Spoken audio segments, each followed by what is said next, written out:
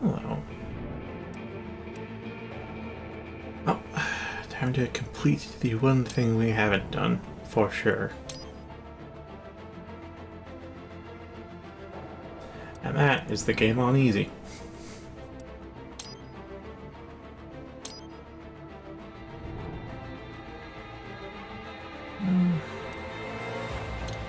Nah, let's not do easy assist. Oh, that one. Who knows, maybe we'll get through this in a night. Take out those hostiles.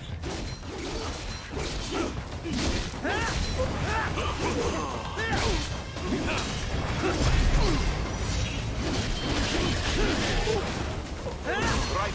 You'll need to choose between light and heavy strikes to match the situation. Take self-repair units from your foes to replenish your own supply. Right. The limo is in trouble. Get back there ASAP. Alright, this is I'll add the gonna be definitely easier. radar.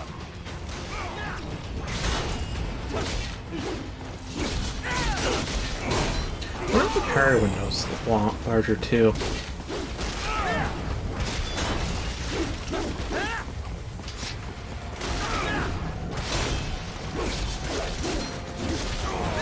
Well, I won't know. Oh, okay. Right. We can skip that, and now. They have a metal gear? Gear? Alright, now how fast will this dig? Take out that UMG and get after it. Use blade mode to damage its out. Oh, very fast, actually.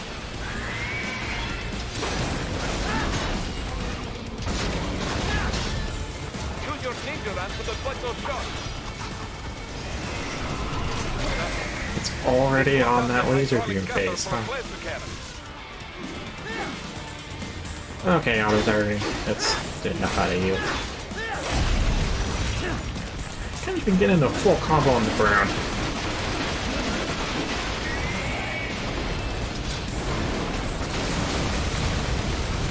Oh well. Catch that missile before it blows.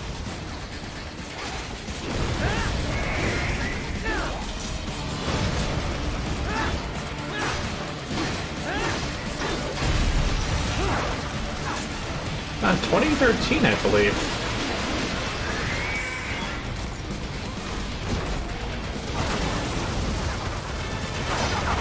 It's an oldie goldie.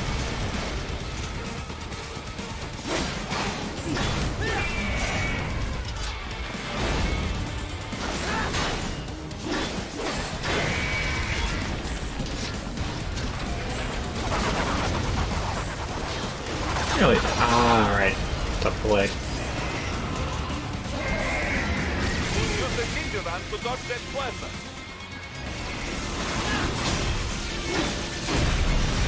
There we go.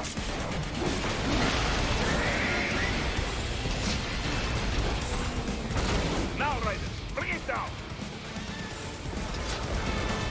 Okay, so... Looks like I do have to parry his head, don't I?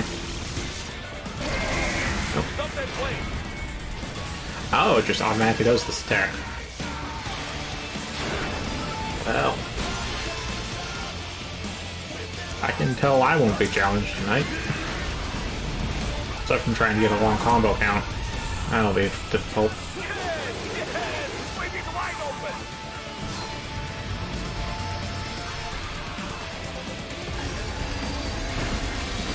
It's $30 on Steam and very rarely on sale. So, very good. But do not rest easy just yet, huh? Oh. Well, that's an easy yes, right? That collapsed building. Go.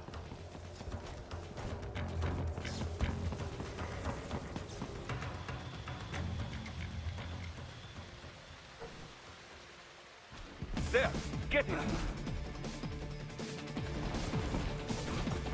Use your ninja van to move over obstacles automatically. I wonder what the most efficient route is for this. And already passed the point with variable rounding. Okay. Do not let him out of your sight. You must catch him. Uh-huh. Oh, you can just do that. Okay.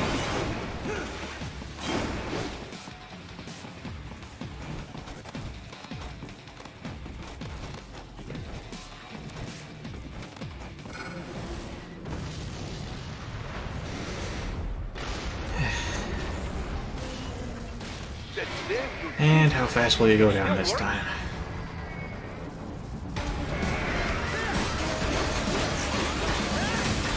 Okay. That's a short hop. Oh, even the long hop wasn't good enough. Also, that's like 10% or less health damage too.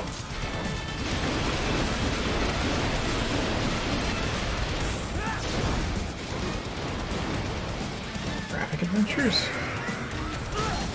Ah, I tried to parry that. See, like, they're stuck in the ground for a long time, while on very hard, it's like 1 second. Attack window.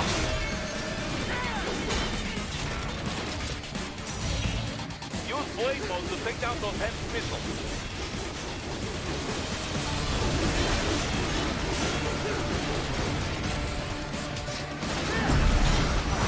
Graphic adventures. You like visual novels, or what? I don't think I've heard of the genre of graphic adventure. Finish that bastard off.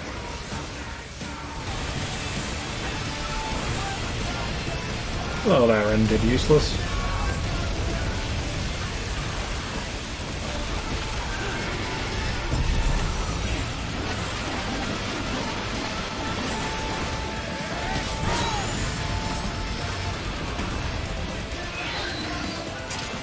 It really does not feel earned on easy.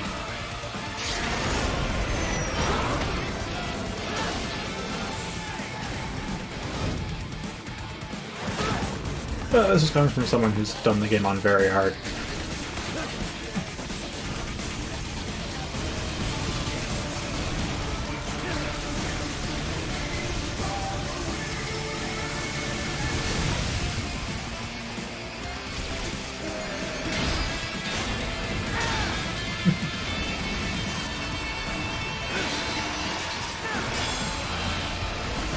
Yeah. So in case you're new, I've completed this game on normal, on hard, on very hard, and now, because it bothers me that there's no grades on easy, I'm going through it on easy.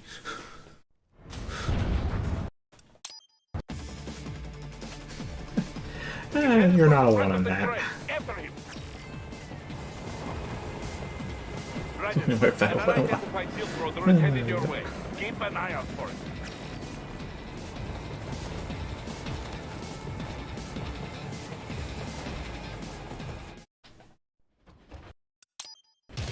Alright. My favorite part about this, see how long it can last. Don't be shy.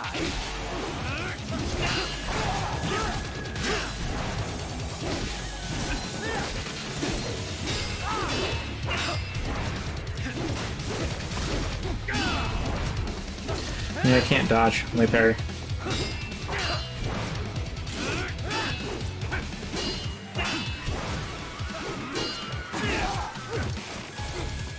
I'm gonna try and... Actually, I'm going to make use of easy to see if I can get some frame perfect times when parry. Because I've pretty much adopted a habit of flicking the stick towards the enemy I'm attacking, so I'll just parry them naturally as part of my combos. But that often results in a block rather than an actual parry and riposte.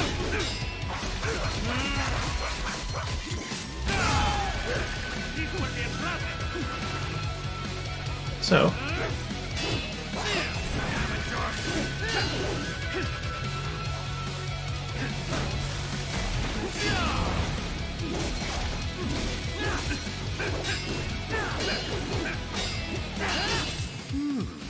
Self-taught. And not half bad. that is a game. Still.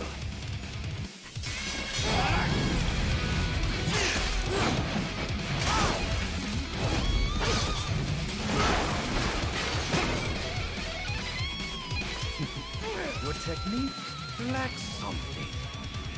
Bloodshed. I'll have to...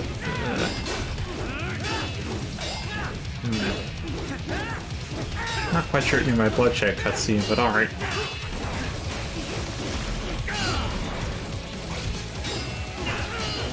Unless I've already skipped it.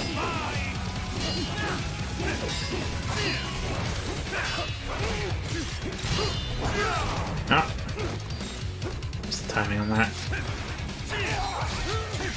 Oh, that's not good.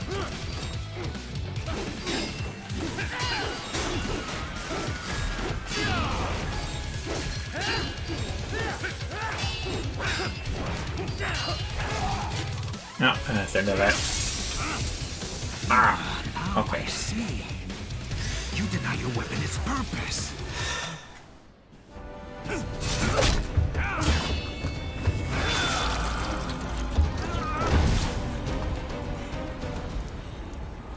It yearns to bathe in the blood of your enemies, but you hold it back. No. My sword is a tool of justice.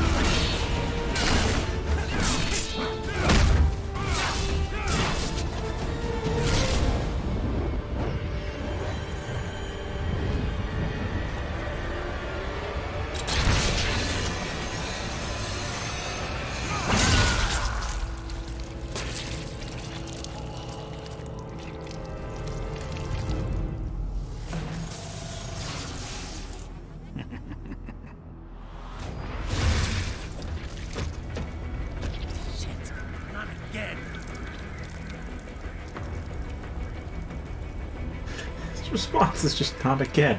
Ready? Are you all right? Alright. You're almost clear of the tunnel. Just hang on. Gotta try hard on that. Oh, did you want to practice first? Goodbye! Alright. Gotta try hard on that. Oh, did you want to practice first? Let's see how long I can keep Sam off. You know, the speedy thing to do will be just to wait around and wait for him to... Yeah, do that. But when it comes to unwinnable fights, I like to try winning them. This is what happens when you bring a tool to a sword fight. You're about to find out what happens when you bring a gun to a sword fight. Or rather, he just bails.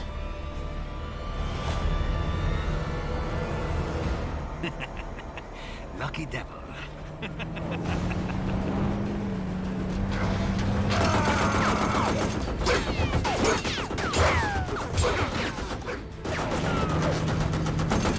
Kept you waiting, huh?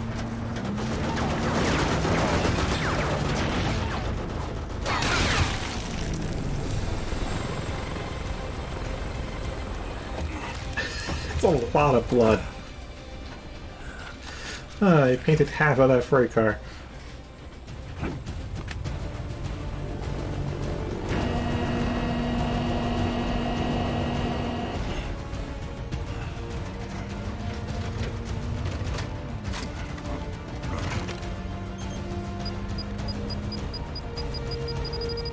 Down you go! Flares!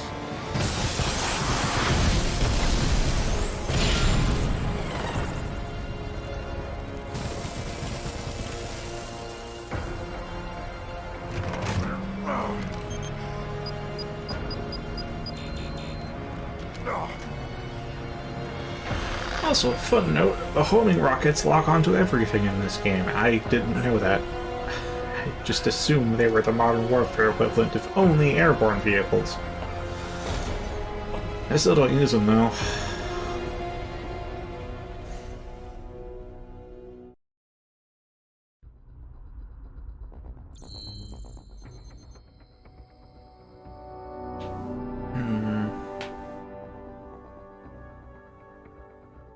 Two contexts for this then. There's a favorite OST in-game and favorite OST on its own. On its own would be A Stranger I Remain, but in-game is Stains of Time.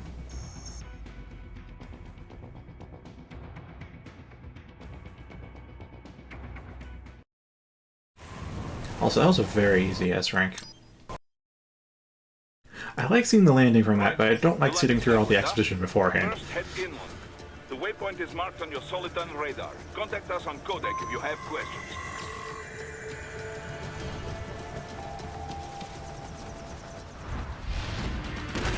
The bastards are using Yeah, stealth sure. to ambush. And Nice try, but it won't do any good against a state-of-the-art cyborg like you, eh? To bury incoming teams, throw out your own barrage of light attacks while your foe is on the offensive. on your A game, huh, Alyssa? Oh, we got already.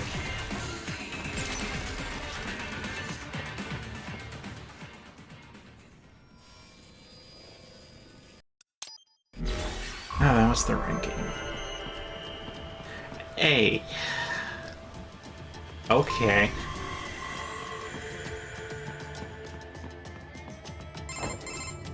Raiden, this is Boris. Yeah. Give me your status. Also, until last night, I thought it was Muramasa. Because it's literally one character difference. Two characters get swapped. Oh, it's Murasama. Hostiles in the lower, try to...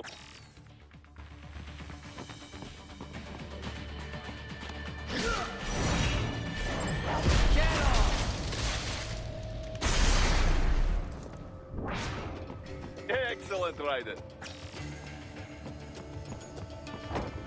Raiden, Right. take that main thoroughfare. You can use your body... What are you doing here? This area is off limits.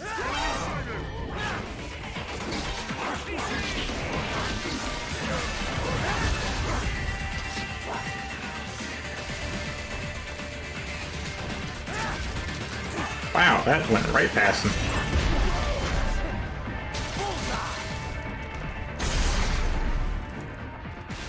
I'm not gonna ask how that physics works, I just know it worked. I got him.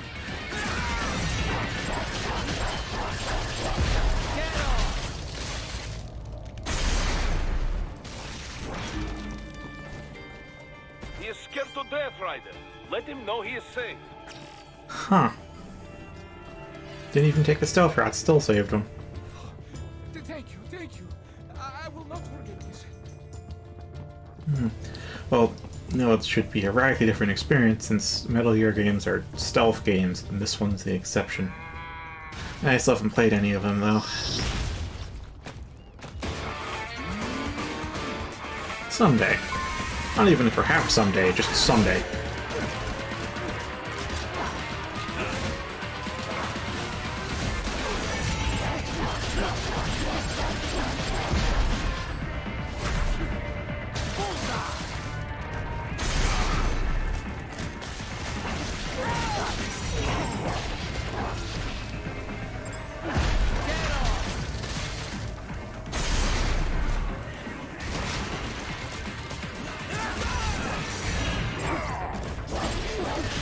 Take that for a parry.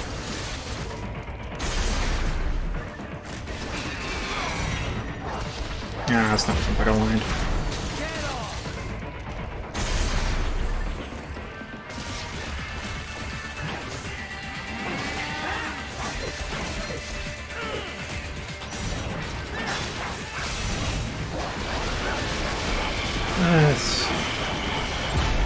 There we go.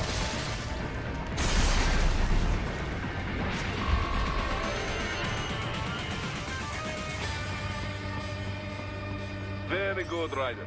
Now, keep heading for refinery.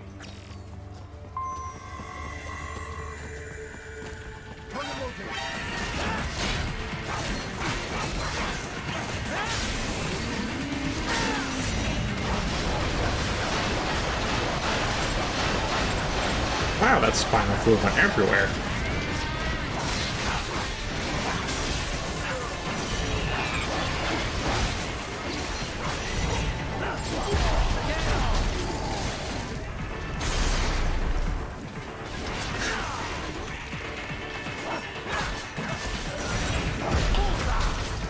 It is a legit breeze compared to very hard. I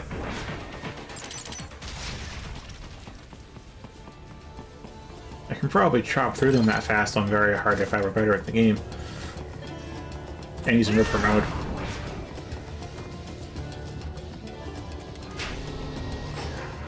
Oh, now I want to see how fast I can kill Blade Wolf with this.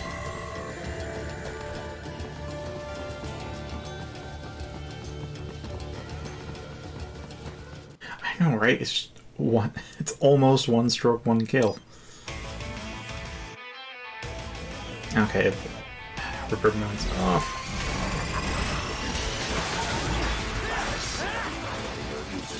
Oh, that was fast. Backup required.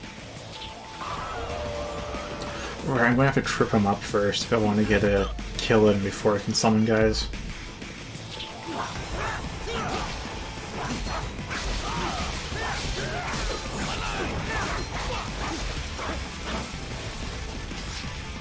Is this all the human mind is capable of?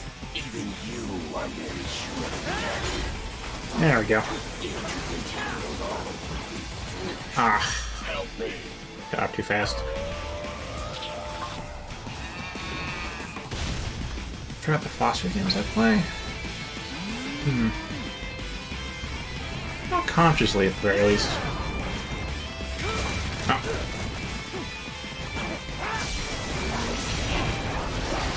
I mean, I do like thinking of and discussing philosophical questions, as well as mechanical questions. Or not character motivations, as well as mechanical motivations, and there's your spinal fluids. I'd even drop the frame rate. Jeez.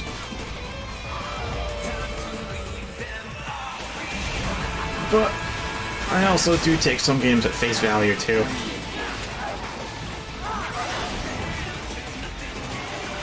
And he's down.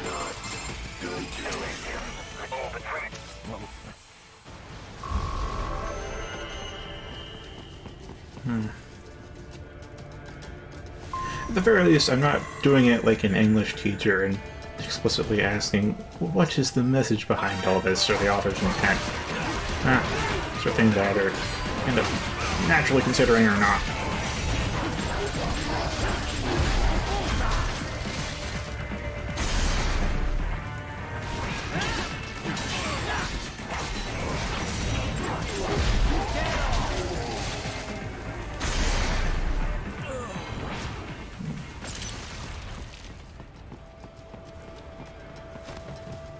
So I guess a more definitive answer then to do I try to figure out the philosophy of games I play is a probably with the question mark.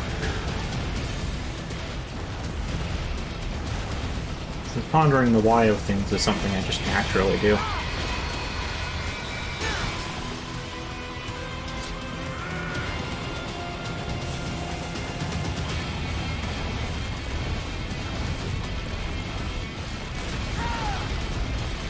But now I could not write you a thesis paper on Metal Gear Solid Rising, despite how long I've been playing it.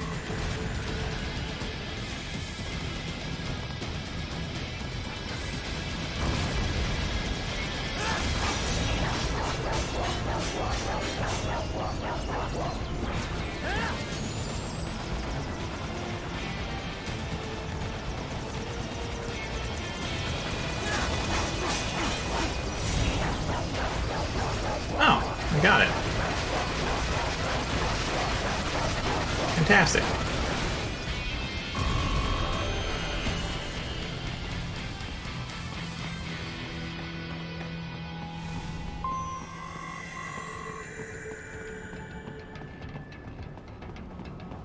Ah, that's why you brought it up. Yeah, it is a depressing game.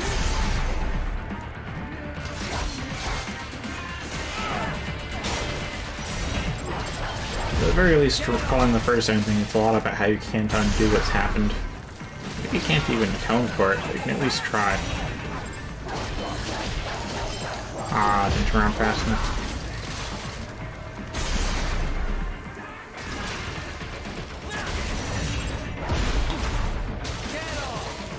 Did I take out the Strider or not? Okay. And sliding gives me pretty long blade mode range.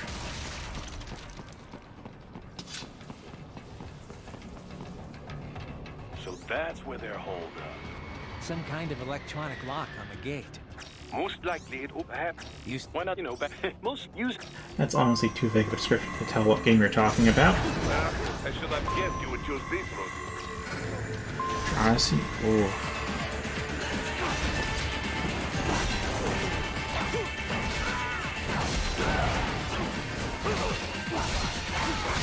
I'd say that varies a little bit depending on the game. I know the first one has some undercurrents of colonialism, although a lot of it is involved around natural disasters, given the origins of the setting.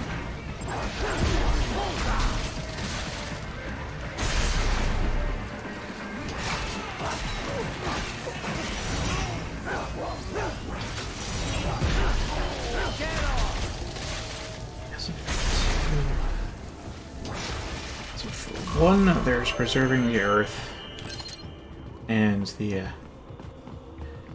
seeing the millennia-old aftermath of not doing so. Though there is also a bit of an air cruelty to that in the...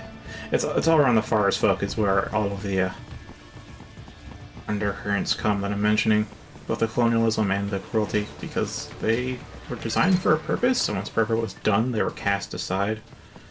And also, the native species you are displacing, or more precisely, you are genociding, but it's neither here nor there. Now the fifth one. The more overt theme would be with uniting together for a common cause. Not even a common threat, just a common cause.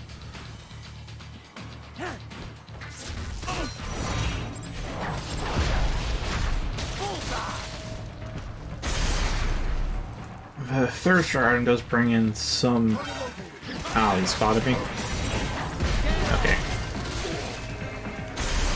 I can tell how easy it is because I can talk while fighting.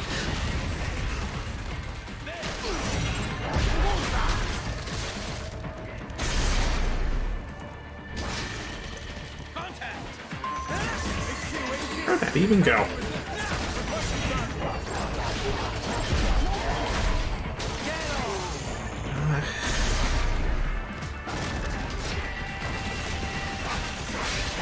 Yeah, on a stratum by stratum basis, you have the first stratum being without definitely the old mentoring the new, because that first boss was actually a guardian put in place by previous generations as a test for newcomers.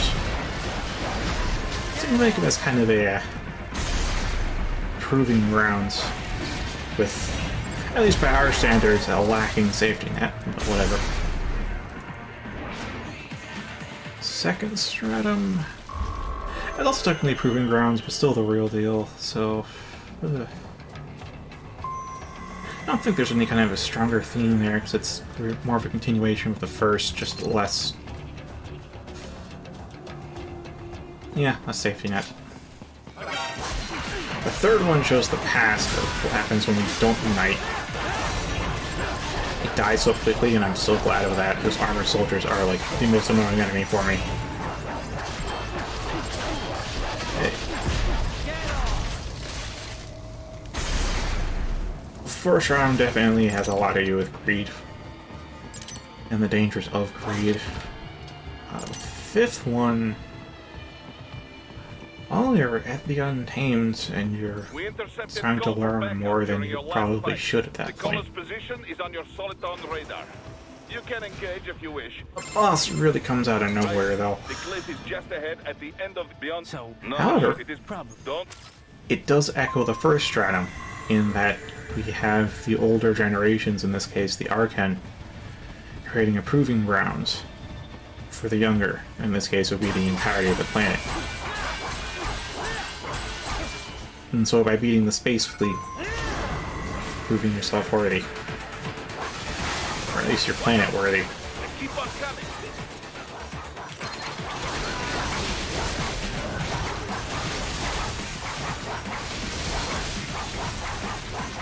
That everything? Yeah, it is. This shouldn't have any kind of bonus. Also, hi. It just makes me look like not a human. Of course I could have broken that. Sixth Stratum takes a bit more of an eldritch tone, I'd say, though not quite as overt as some of the others. Just more of that forging into the unknown against unknown threats. As well as the younger generation coming to surpass the older with the Star Destroyer, or Star Devourer? Star Devourer.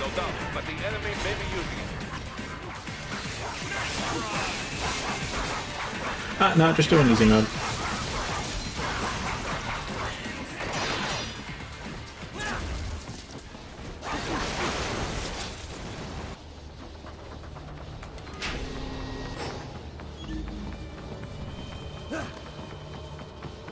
Yeah, I've gone through normal, hard, and very hard, so time to at least have something filled out for easy.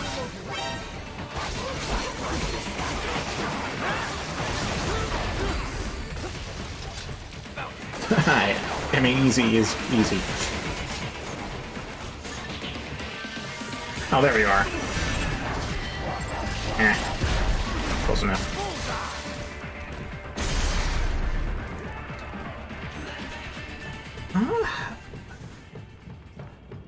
Well, it had some clearer patterns in 4. Yeah, a more cohesive theme for the overall thing. Probably one of respecting nature?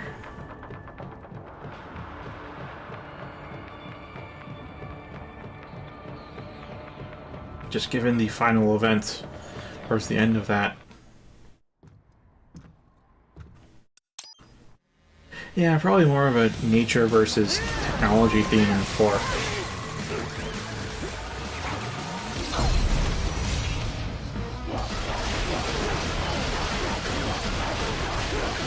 Well, let's not use referral mode. I can enjoy this music for a bit. Except for the tripods. Fuck the tripods.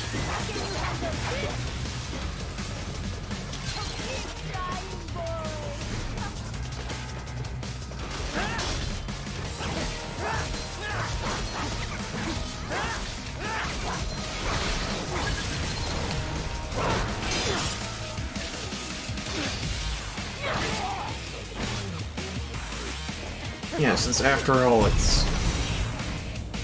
Oh, there is no point you have to cut on easy, as I thought. It was on hard and very hard that you actually have a specific point you need to cut.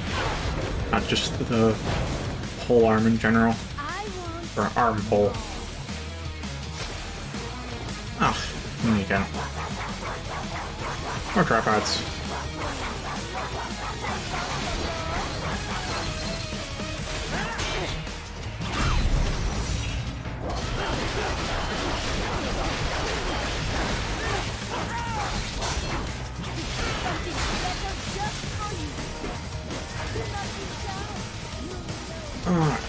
I almost got the parry on that. I think. Who knows? Only the game knows how close.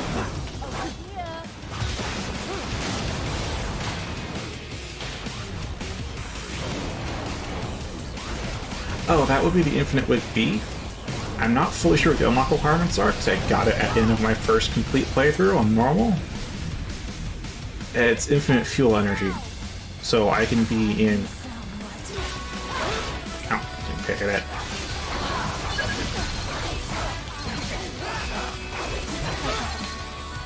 Ah, that's a... Oh, she's already... Okay. Didn't even have the opportunity to cut her staff in half again.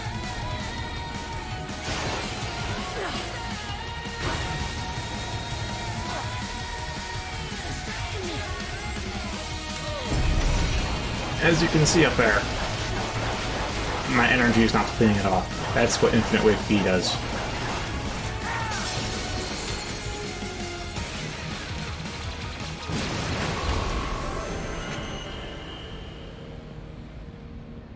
Already? Well, hopefully I'll see you later, Sora. Mistro, report! Your vitals are dropping. I lost. She's dying. No, I don't think... I know there's 3 wigs. I don't know what the 3rd wig does. I know the first week is infinite sub-weapon ammo. You know, infinite rockets and grenades. Infinite Week C has something to do with blade mode, but I don't know exactly what. Infinite Week B, though, is infinite fuel cells. Yeah, so this one's inf sub-weapon. Infinite supply of fuel cell energy.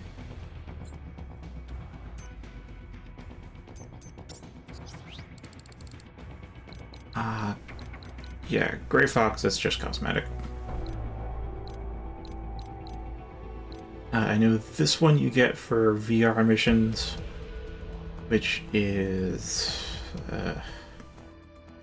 lower fuel cell recovery, but higher, but you use up less of it, and I think you take less damage. You do less damage. And this one is you take more damage and consume more fuel cell energy, but you absorb more.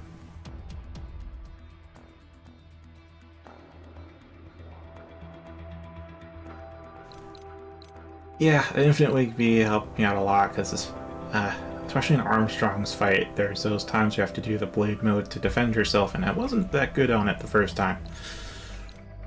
These ones, I think you're able to just purchase outright because they were DLC armor. This one doubles the amount of nano paste you can have. This one, I think it's just grenades, and this one's just rocket launchers. Like, it doubles the amount you can carry from 5 to 10.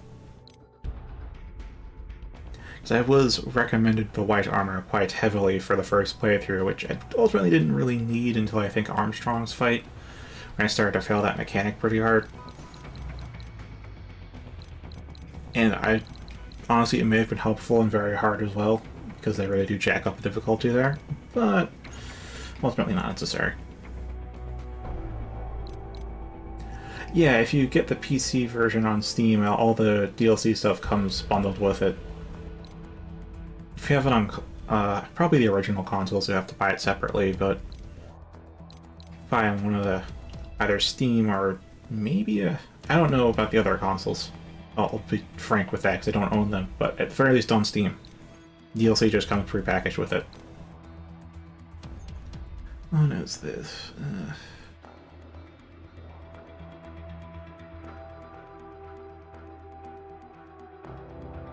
Jack.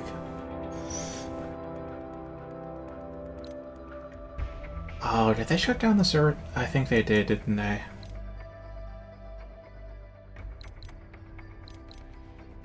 Yeah, if you don't have it now and you can't access the store, then you can't really get it. Also, that's why the mouse is there, because this isn't a perfect port. It doesn't always hide the mouse, and it also still recenters the mouse automatically. So I give up on moving it, because I can just move it out of the way. But as soon as you go into a menu, it just recenters it. So I gave up on that.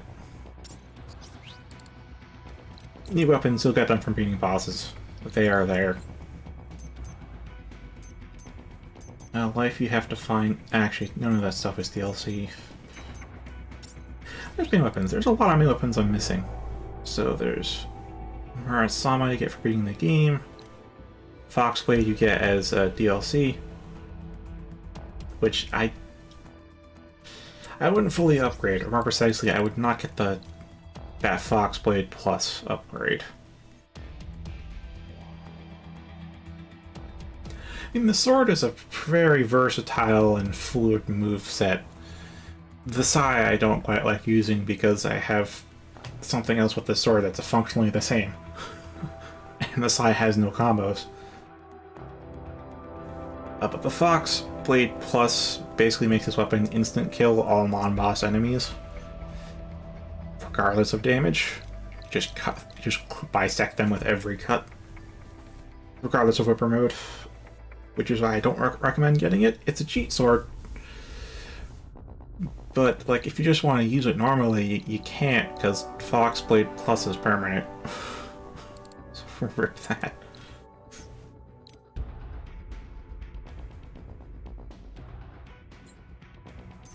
Let's see, of the unique weapons, polearm's nice. This one's good for taking out a group of enemies. Because it's fast, long-reaching, and usually sweeps in a full circle around you. It's great for or for handling crowds. Sai is just a grappling hook, but if you do a jump and heavy with the sword, you'll get the exact same effect, and it combos, unlike the Sai. And this is supposed to be a heavy weapon, but, I mean, sword's a lot faster, so... I'll use the polearm for a bit.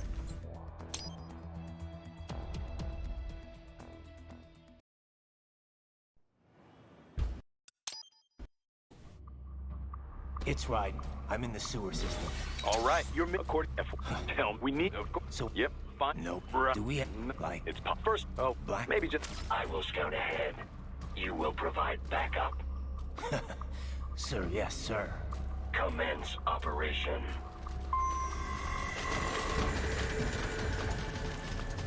Oh, I don't use the sub-weapons at all. Frankly, because you have to, like, stop and then whip them out and put them away, and it's not really that fluid. Relative to how your sword feels, it's clunky. Very clunky. Right.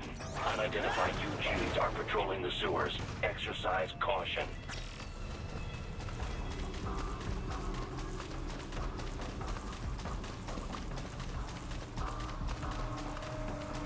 I don't need to get this, but I'll get it anyways.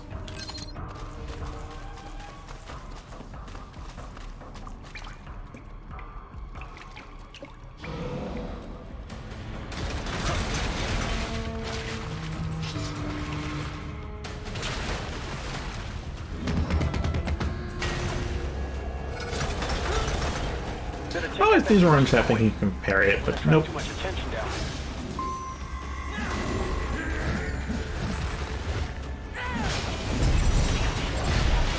Ain't no monkey business here.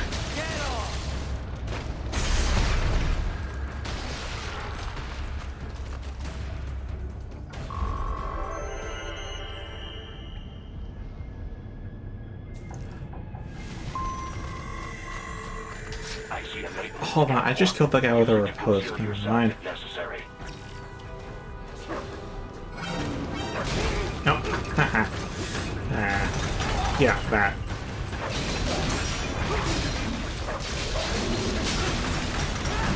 Yeah, the polearm has some nice fluidity to it, but it's ultimately less options than your sword.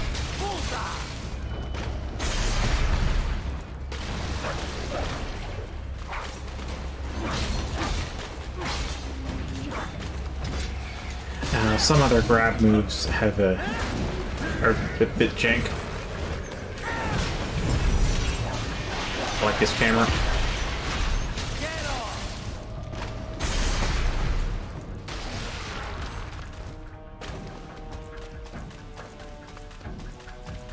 Okay.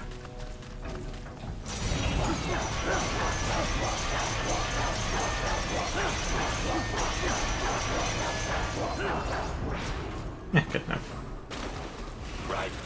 There is a boy in these sewers.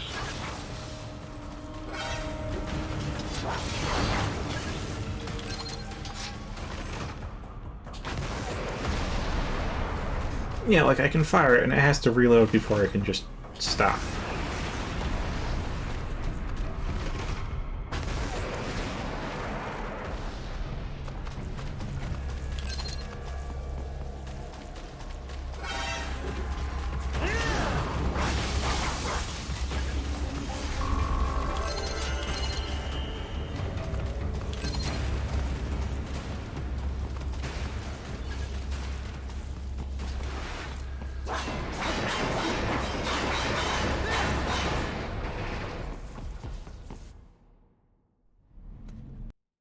Hey, hammerheads.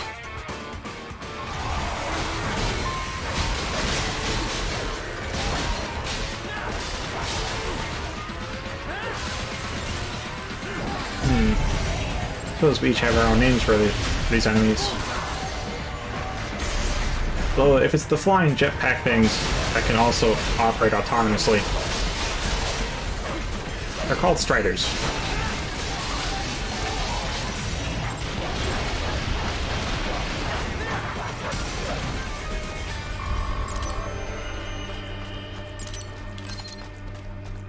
Oh, the helicopters. Ah, yeah. Yeah, and like a couple of fights, they're pretty high up, and the rock launchers make them a lot easier. Yeah. Stuns them and brings them down. I made... But most of the time... In fact, I can show this off with... Because I don't need a target for it, so this kick does basically the same thing the Sai does. But it also, you know, can combo off of it. So that will home in on enemies. So if, as long as it's not too high up, I can just do the homing kick into it. It's a homing attack, really.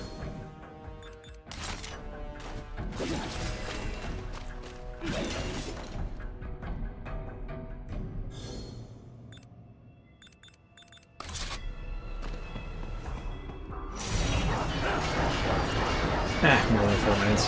Yeah. Yeah.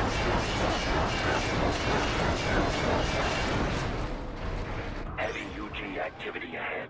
It is possible they are conducting test operations while the lab is closed. They're not gonna make it easy to get into that lab. Is there some way you could sneak past? It's a box. How's that gonna help? Oh, it's for medical supplies. That could work, actually. Oh. Purple. I was wondering what the heck the purple thing does.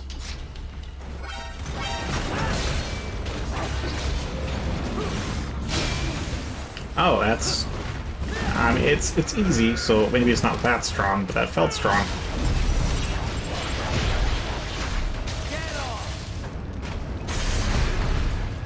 Room? Maybe.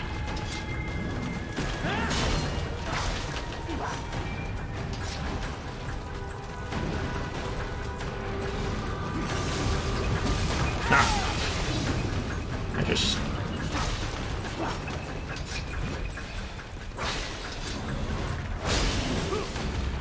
Yeah, those are slow, but they definitely do more stagger damage at the very least.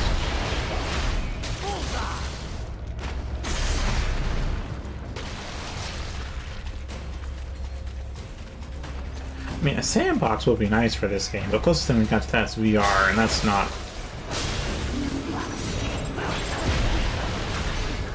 It's not always great.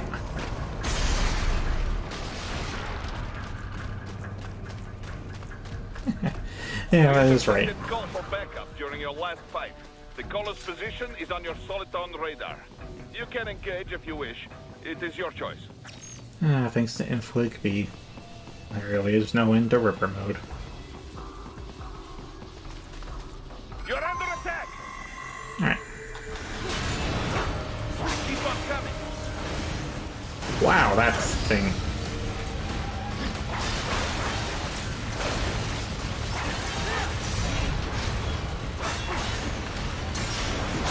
I saw that coming on the radar and not actually with my eyes.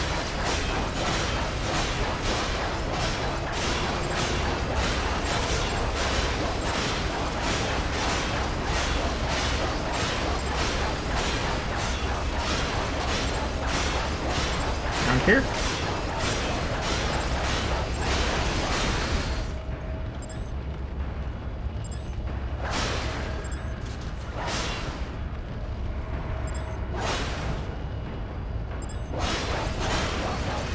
Probably directly above it.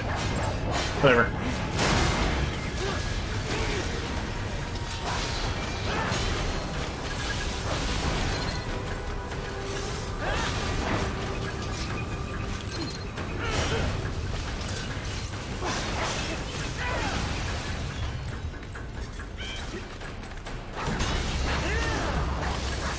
Good, Raiden. Very good.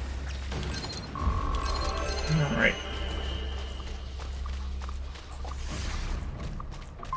Yeah, I agree too. This I wasn't just a grappling hook.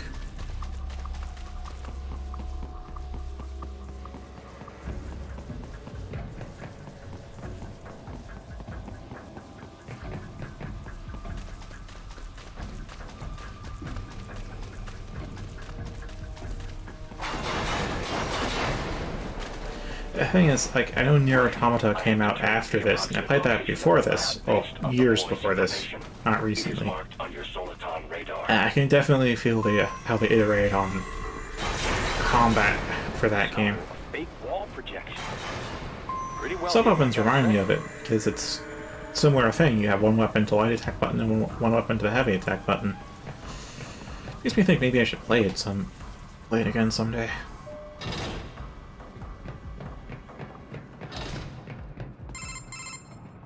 You should And perhaps eat most any simply you should. All right. Although it is like 40-something gigabytes, though. I have space for it, but I don't want to download games that big. Not anymore. Now this is technically possible to stealth through, but it's a little tough. Health upgrades.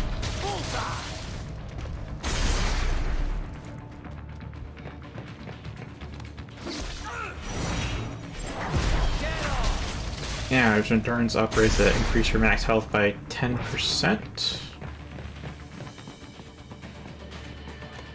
There we are.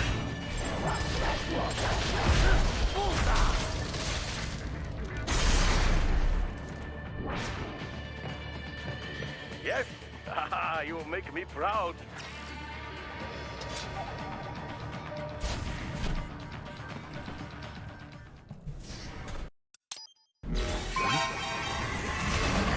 Why did I rip remote for that? I don't need to.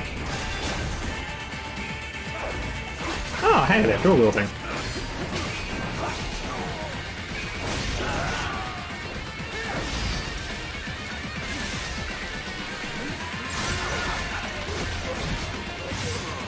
Oh, that's an actual Force 3 hit.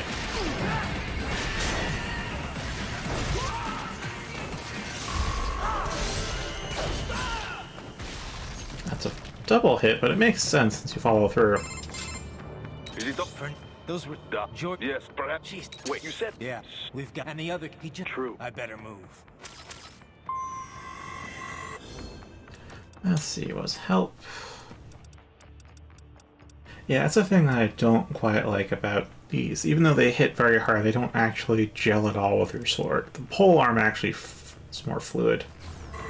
So, you can just take a look at the help menu with the combos to see just how good a weapon is. That's with the Sai. It's just these two. You grapple to the enemy, and you grapple to the enemy. The pole arm has a bunch of heavy combos, but also flows in with the sword too.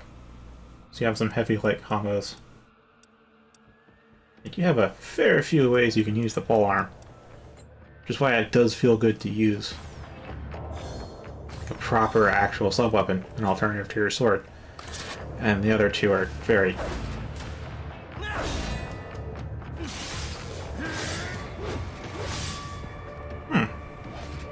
Interesting. Was that a 4-hit?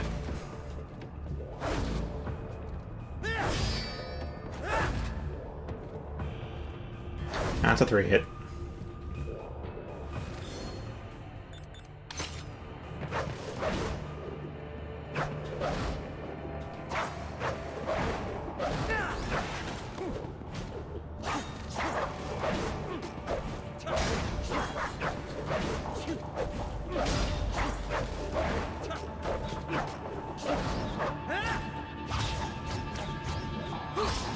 See, it's a pretty good variety of moves for the pole arm.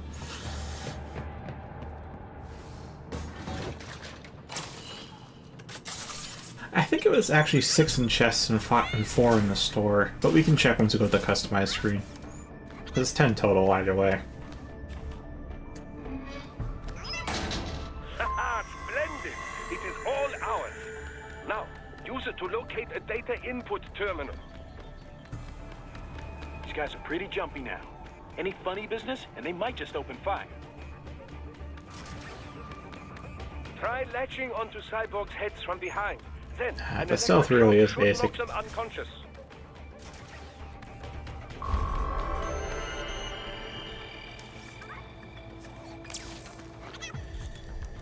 First, every time, it's upside down.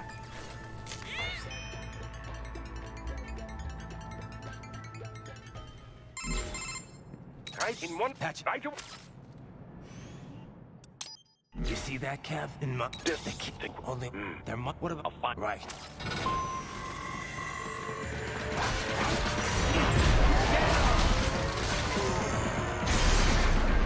Yeah, cutting them in half right away is something you can do, though it's not good for your combo.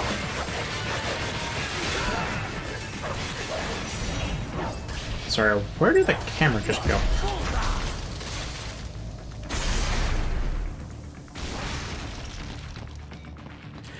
I fully agree with that, because I totally see the pincer weapons being good. Edward Scissorhands. But they're so slow and they don't really flow. So you have to set them up.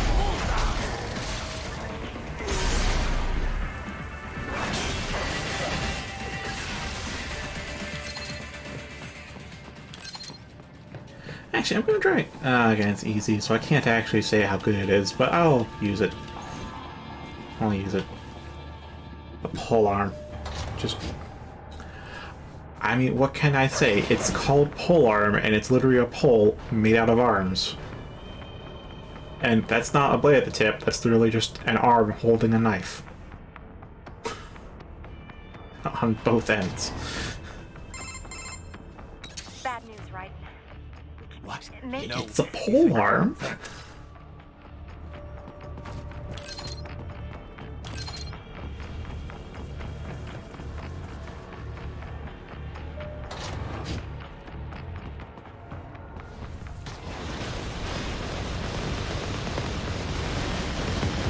Yeah, this guy gets satisfyingly better at it, until very hard where they just throw two of them at you at the same time. Like, what the fuck?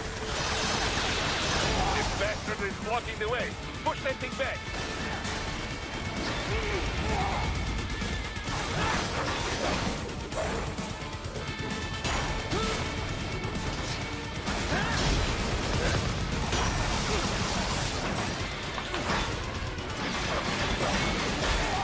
Ah, dodged a little too late.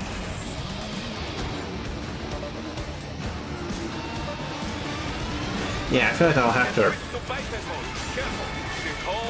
repose them.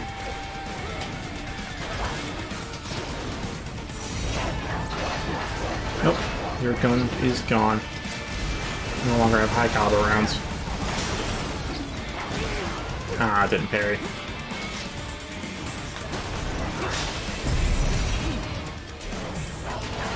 Yeah, kind of. Either I'm getting better at parrying, or the parry window's larger on easy. And oh. Okay, those didn't even really get going, huh? Right. And there are World... the not to headline. This is they won't even. So we need... No. I didn't... We'll figure... Jeez. Yeah, the missile's coming out. You just have to blade mode them or evade them, and if you get hit by one, it just chains. I know, right? That's a second. The only other boss I've had that happen on is Blade Wolf, where you just kill him so fast there is no, like, ending finish move. It just goes straight to dead. The other humanoid bosses that have, like, actual philosophical meanings behind their characters, you know, like Mira, Monsoon, Sundowner, they are scripted not to die until they do their cutscene, so you can go down to 0.1% health. But you can't actually kill them until they're supposed to die.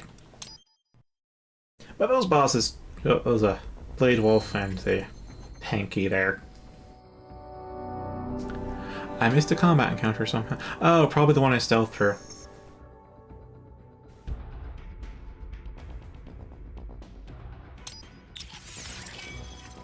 Alright, dudes. Yeah, it's 4 uprights in the shop, and there's 6 chests hidden throughout all the levels. And for fuel cell, literally all of them are in the shop. I think there might be one out in the wild, but eh.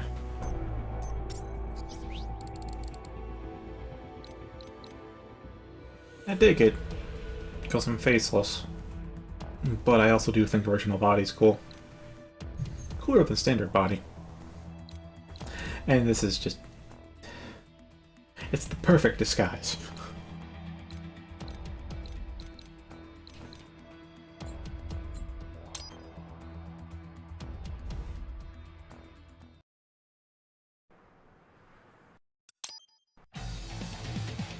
Oh, right, U.S. Police Force.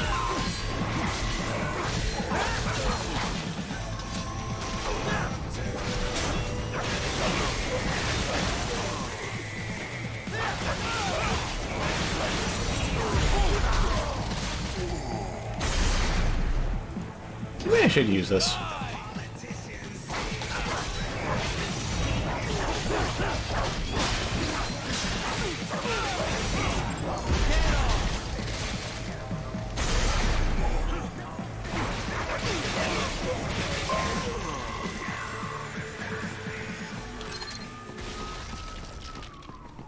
See, Sundar's like... yeah, the thing is, like, Monsieur...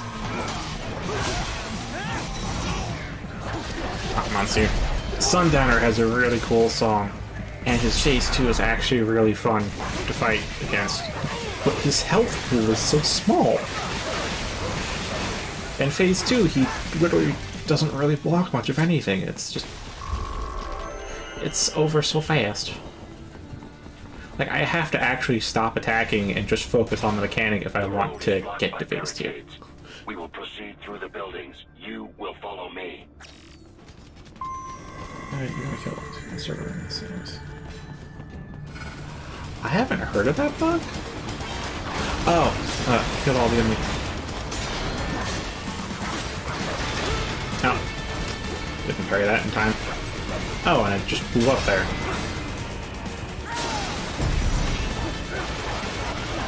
I guess try different terminals?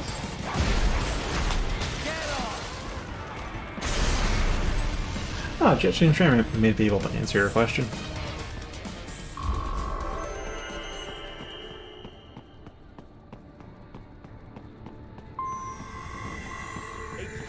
You might have to cut off her left hand like you do in the main game. Or you already have it. Because, actually, I do remember it being a drop. One of the grunts. And... I don't know, there's multiple locked doors in that DLC that are all opened by the same code. So I guess just try a few? Thing, I did run into that bug. I'm on PC as well.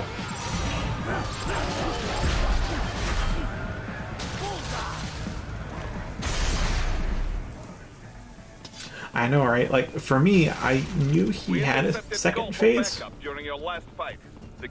but I didn't get to it because it is your choice. I was so bad at actually trying to precisely cut off his arms that he ended up dying before I got to phase 2. Infinite Wig helps a lot with that since I have all the time in the world to just do my precise cuts.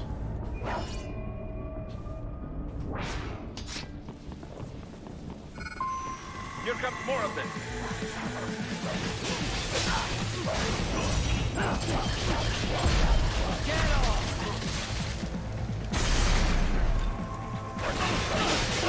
Don't be too impressed, it is easy. That's... I missed 2 Zontatsus.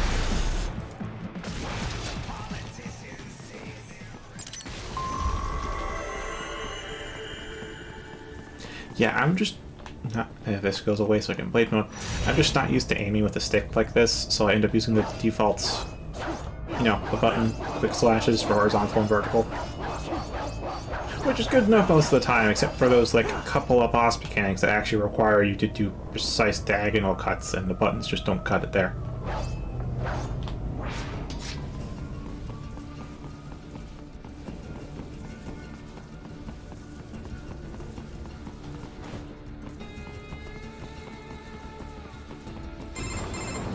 Raiden, what's your status?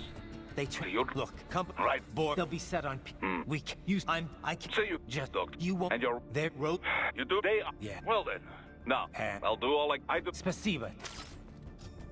Alright, just so you see what the Foxblade does.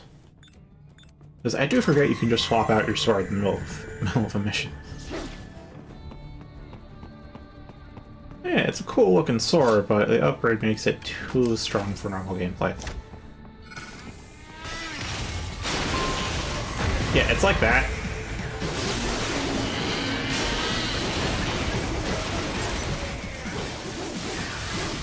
I'm not in Ripper mode, but this is just what the Foxblade does.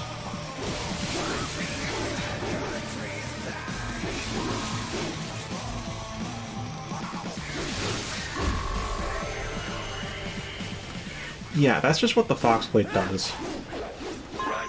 You will find an elevator inside that office. Use it to reach the roof. Traveling atop buildings will minimize enemy encounters.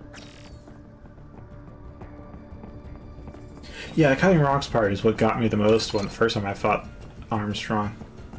But yeah, this is Foxblade. It's a DLC sword. There's an upgrade on it called Foxblade Plus, and that lets it bisect everything with every single cut. Yeah, that's why it's so expensive. That's also why I say don't fully upgrade it, because, yeah, try to have fun when everything dies in one hit.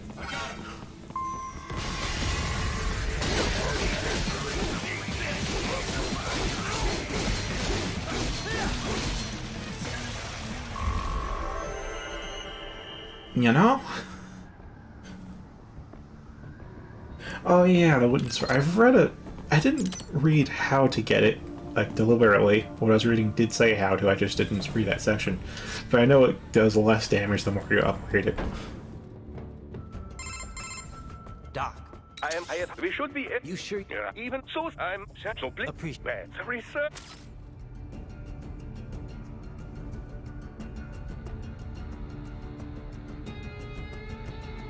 Oh yeah, I'm not sure how long I went without upgrading the swords, but given the upgrades are actually locked by the levels you completed, like you have to complete levels in order to get the first tier and the second tier and so on for each weapon, it is pretty well balanced for the first time, but like once it's all max upgrade, normal gets pretty easy. Ah, well, I have found two of the 5. First one and the last one. I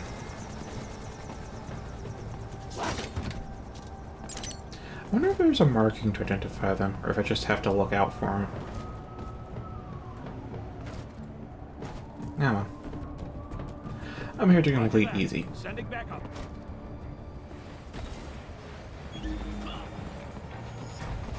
Actually, let's use the pincer plates.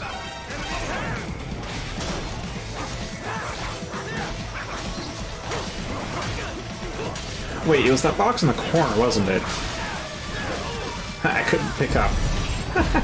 They really do look mundane.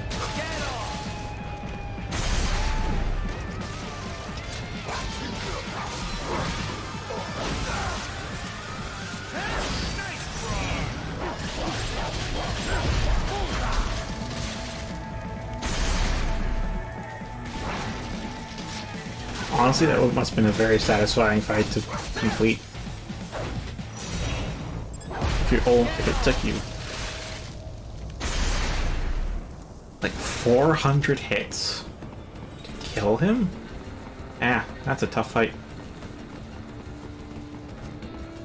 One of the oh yeah.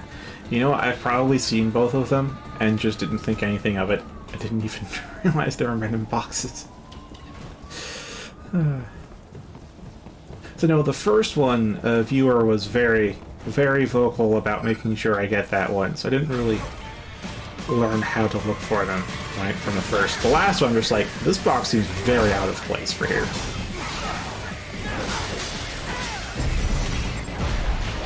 Everything else I'm like, that box is definitely part of the scenery. Oh, damn. definitely trying out pincer blades more. But for me, it's just the armored regular soldier with a longsword, because they fucking parry you, and you get stuck in these parry chains without being able to kill them. And yeah, that's not really working out, is it? So just so we're clear, that's what the Psy does. That's the same fucking thing. But it combos, because it's your sword. So again, Psy is useless.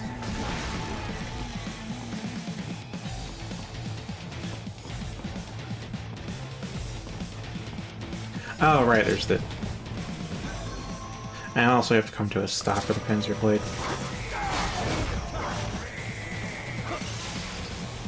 Come on.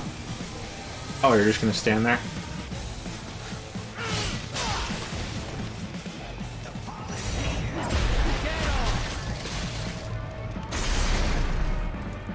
Yeah, I don't know.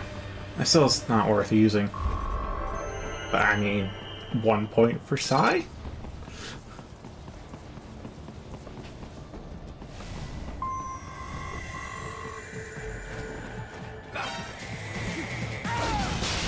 Yeah, these guys that I just instant killed with the pincer blade. Those are the enemies I have the most trouble with.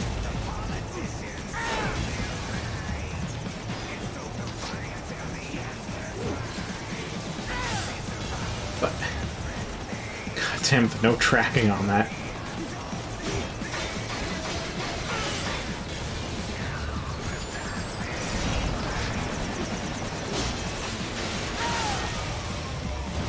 Oh, got it anyways.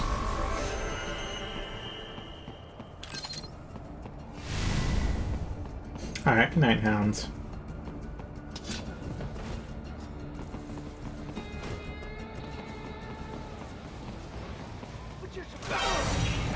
I have not once saved this civilian. I don't. I've given up on even trying to save him.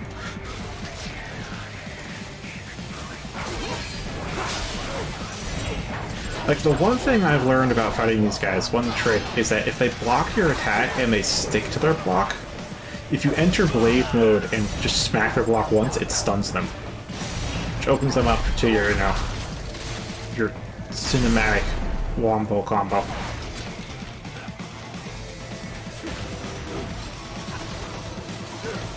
Ah. What happened? What is going on? Right it. Well, that's a thing that happened.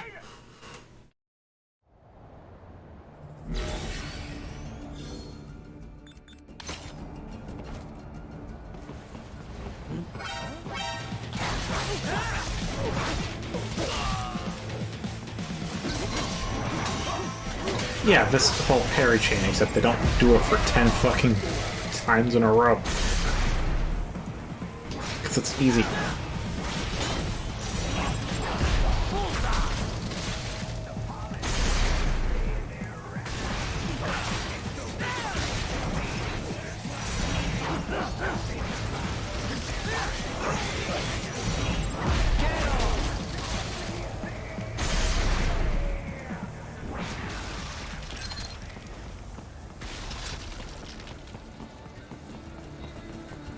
Okay, so I know there's 3 random boxes I've missed. I now have a rough idea of where two... An exact idea where one of them is, but a rough idea where the other one is. So that leaves 4th, I don't know.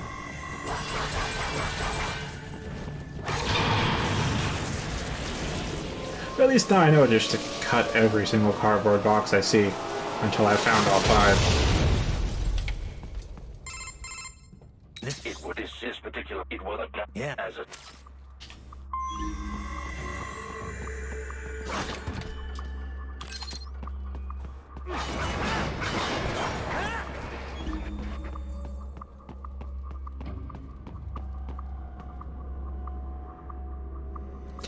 Yeah, that is something. Do not expose yourself. Well, if they're pre-rendered, it makes sense, but if they're not pre-rendered, then what?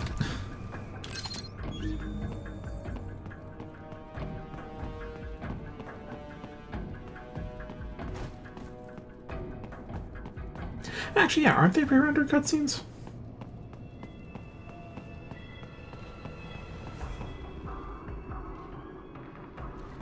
Where am I? Some Porrero.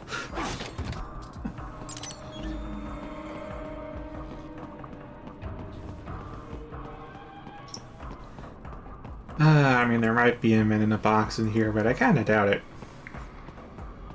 Like, it's really dark. It would be kind of a dickish thing to put him in here, but also I wouldn't put it past him. This feels like a place you'd hide. It seemed like it. I mean, the graphics are definitely higher than what you have them set to. Like, you can tell when it's an in-engine cutscene. You really can. Anyway. Okay. Oh boy.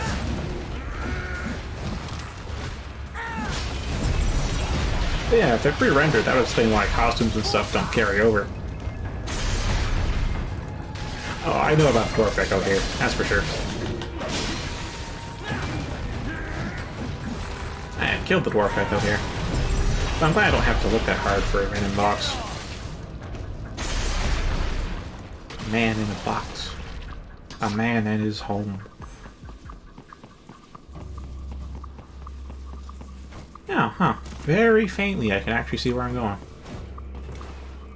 I'm sure with the compression, though, on stream, you can't see jack shit. Yeah, I do feel like the parry window is wider on easy.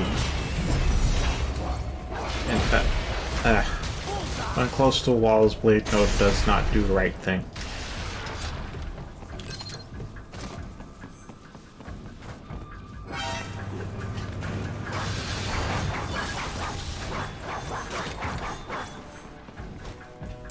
There's a checkpoint, go to the right corner and where you are.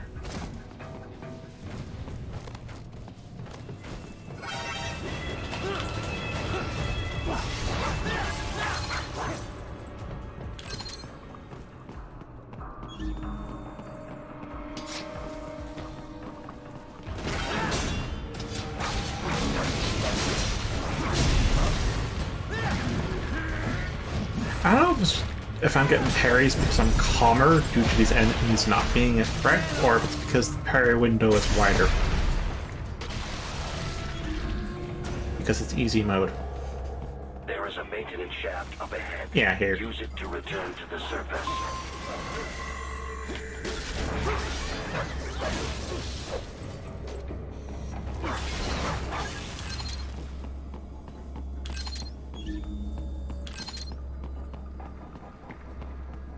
You take a dump. Yeah. I know compression goes on, and when things get very dark in-game, I know stream can't see jack shit. Like, for me, just barely I can actually see what's going on. And hello there, that's a VR mission I missed.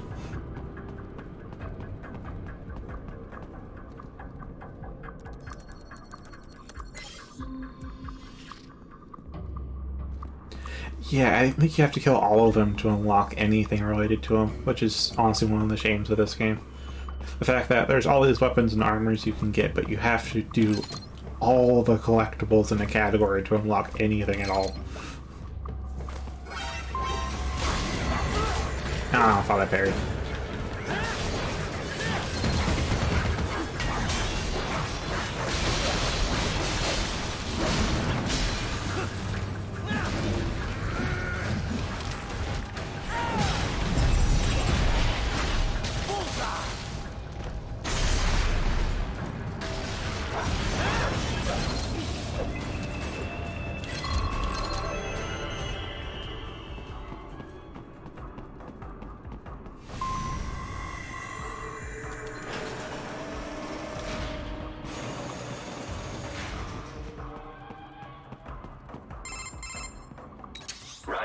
It would appear your only way forward is to return to the... You will secure... About time. Finally, I can cut loose. Proceed to the right. Those do not... Sure. Right. Remind me to teach you about sarcasm sometime. I understand your attempts at humor. I simply do not find them entertaining. Oh, that swept down the...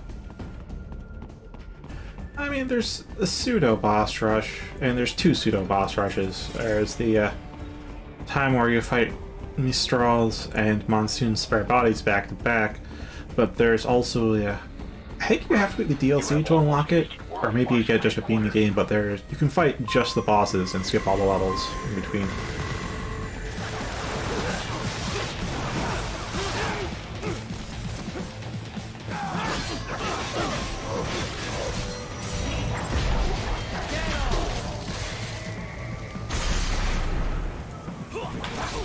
That kick is a bother, though. Can't really react to the kick. Or I have not historically reacted to the kick. Maybe I can.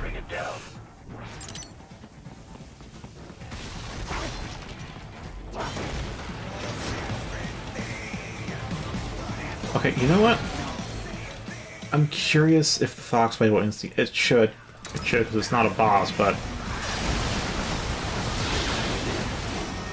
Yeah. Yeah, that's just one hit. Okay. Enemy ahead, Raiden! Avoid fighting if you can. Yeah. It was a fun weapon before I got the Foxblade Plus.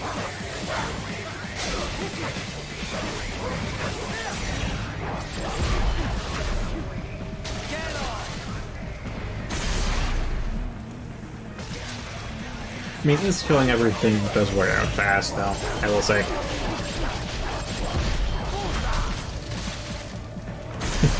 Nothing's a challenge anymore.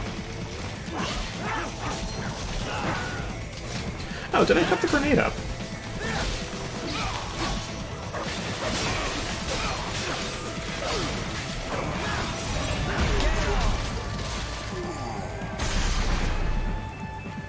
Okay, I do like the polearm. Head for the next objective marker. That's not weapon swap, that's weapon swap.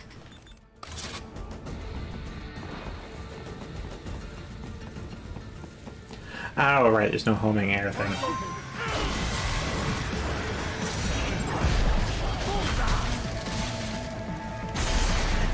Yeah, it really must be. I think that guy... Yeah, that guy's got the rocket launcher. Unable to speak. A real dog has a far greater intellect.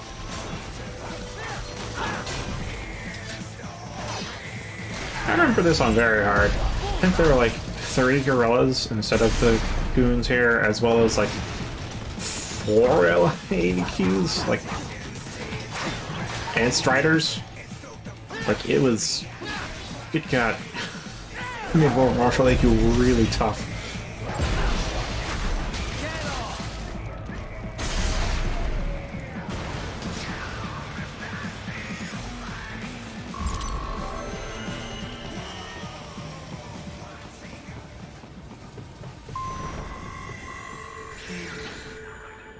Isn't this all a bit much? Any decent lunatic will quit after Mexico. Jetstream Sam. Yeah, a pretty key indicator of a pre-rendered cutscene is that if the graphical quality suddenly has an uptick. Because they may have rendered it in-engine, but they probably rendered it, like, max graphics in-engine. And then, you know, saved and recorded the video. So they don't actually have to use the processing power to render it in max graphics, they just play the video.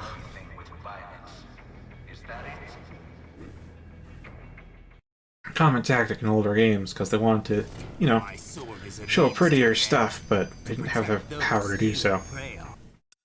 But they did have the power to run a video. What am I even fighting for?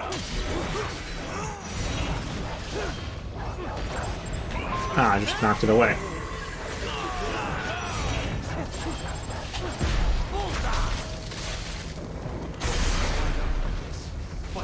Oh yeah, some games really do age quite well.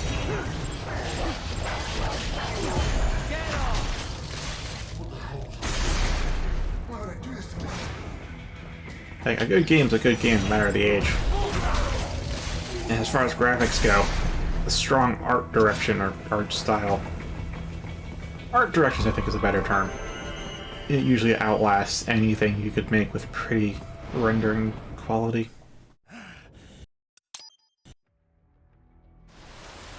widen. Your current emotional state appears For self-protection.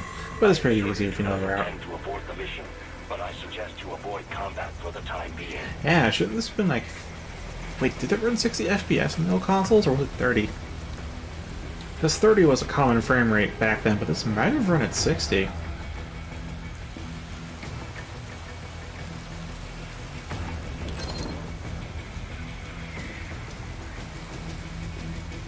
Yeah, the first time I tried following behind that guy like he would in a more proper stealth game, and I took the left route, and yeah, it's very tricky to sneak through the left if you go left instead of right. If you go right, there's literally no one.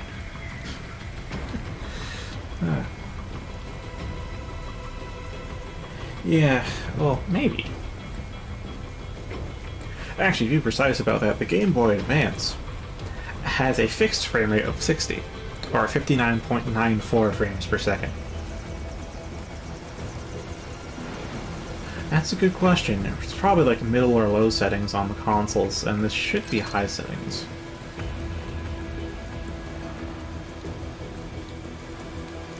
Shadow of Mordor flashbacks.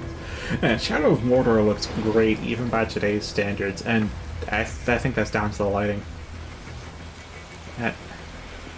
It's some impressive light work on that. Like, Shadow of War is actually a graphical downgrade, but I understand why, because they massively increased the amount of AI. And AI is the most CPU-intensive thing you can have in a game, because trying to simulate thought for, like, 6 different enemies is definitely a toll on your processor.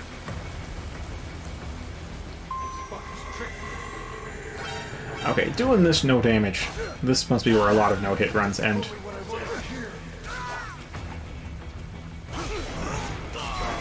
Unless you kill them.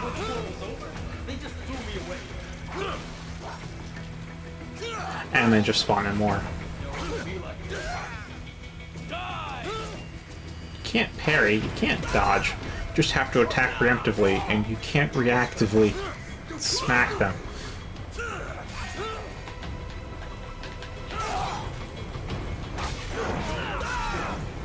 Come on, Sam, get her sooner, you fucking slow-ass bitch.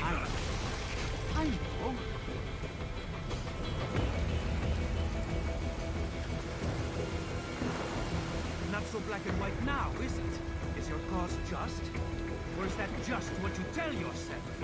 Fuck you.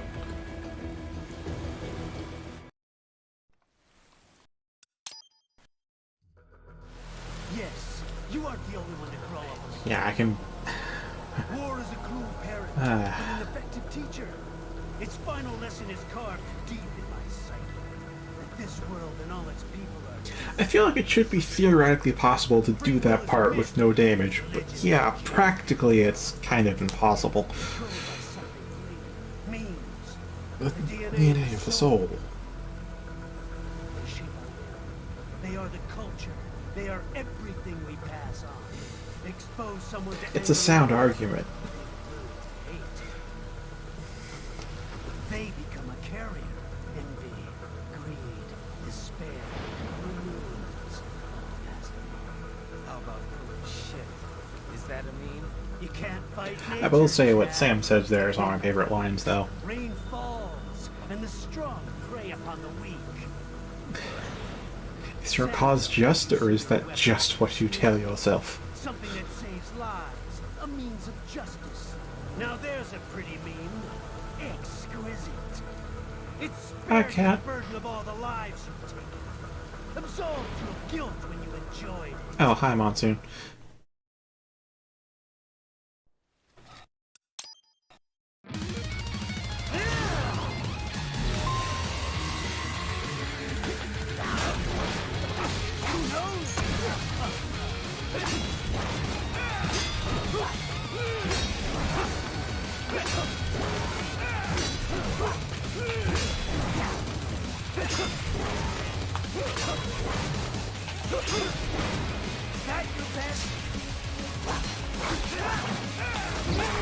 Oh.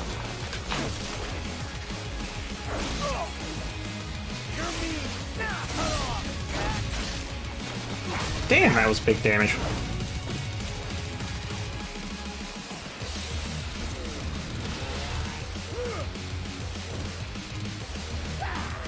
I'll run every once in a while. This one's on me! Wait, just one?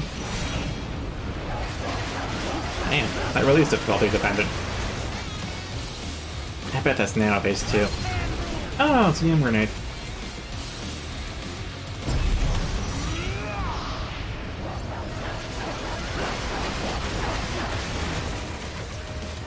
I suspect I have to hit him with an EM grenade if I want him to leave this phase. Since they give me those.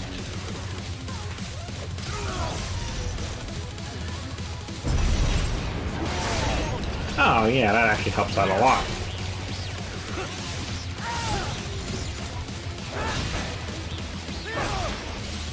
Oh damn, that's some big boy damage. Yeah, it has an anthropological meaning where, in the same vein, as genes get passed on, you know, physical traits get passed on as genes, there are also societal, cultural, emotional traits that get passed on, and the term making up for that was memes. And then the internet got a hand on it. And now it means an in-joke.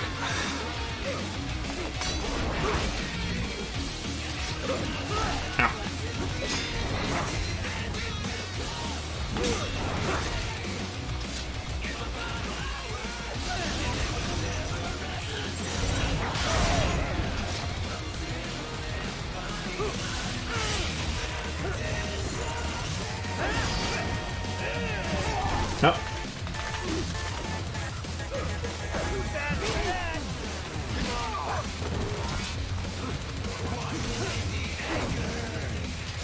Aww. Wasn't able to skip one of his final phases. But still, you saw how much damage the Pincer Blade did. Oh, right, it's easy mode. Never mind. Yeah, on very hard there's like 9 of them or something. I always miss one at this stage.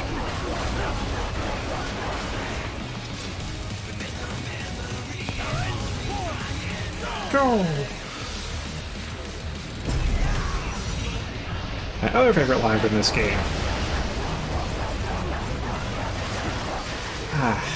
Well, it's during the Armstrong fight. And yes, it's what Jack says.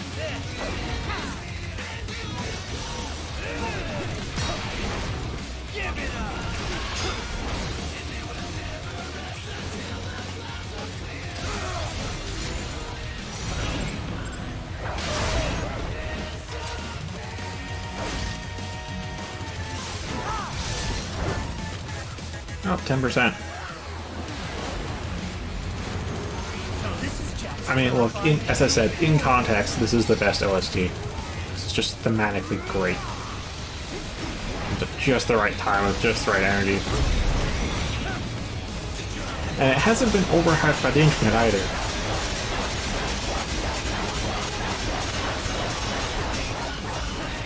Because I'm sure Armstrong's theme hits really hard as well, but the internet has brought that theme to death, and it just can't live up to its legacy. That's what hype does. I'll put you under, weakling.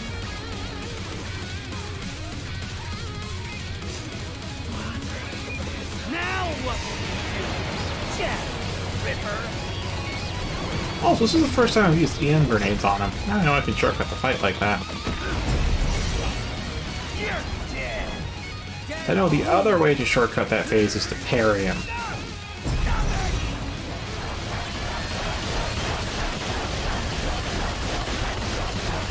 I think his body's still trying to self-bisect here.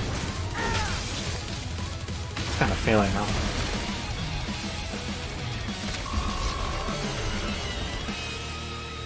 Oh wow, that's an actual S rank. Kill. Or be killed. Don't your means end here.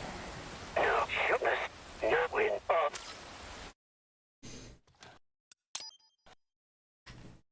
Yeah, the cutscenes are definitely pre-rendered.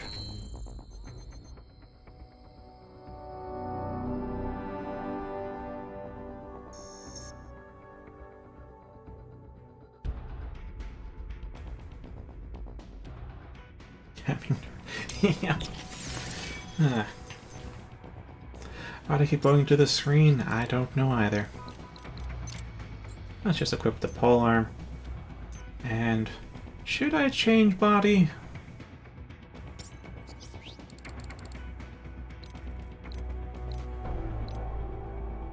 As far as I know, this one's just cosmetic.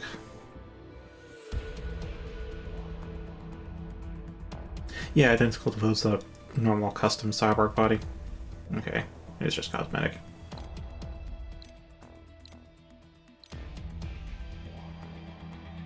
We're talking about a white cat that's friendly with cyborgs. Sombrero. No takesy backsies.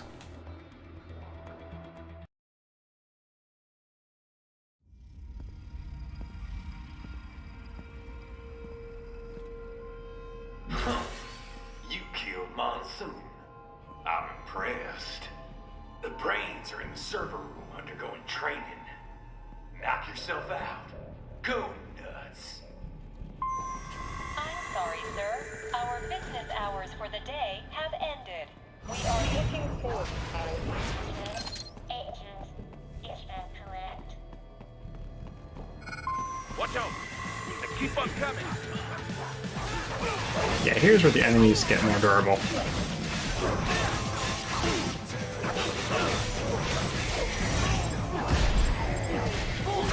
Oh, I got the second one.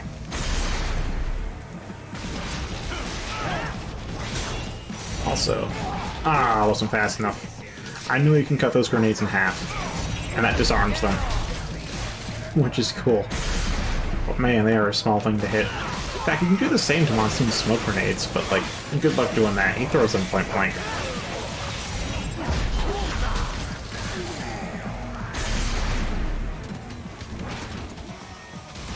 It's a very belated. Oh, hello.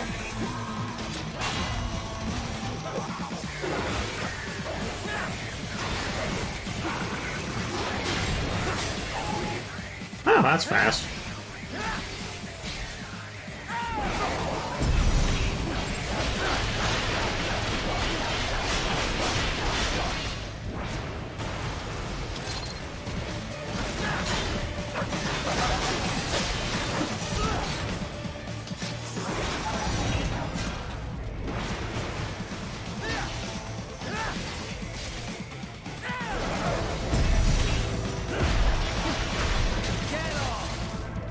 Oh, they actually do damage? Huh, never quite noticed that. I know you can evade them, and I know you can cut them in half as well, but, I mean, good luck with the cutting in half part. They do come out very fast and very close.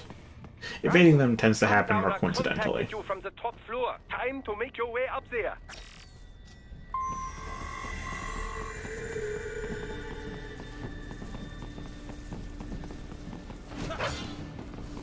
Oh, neat.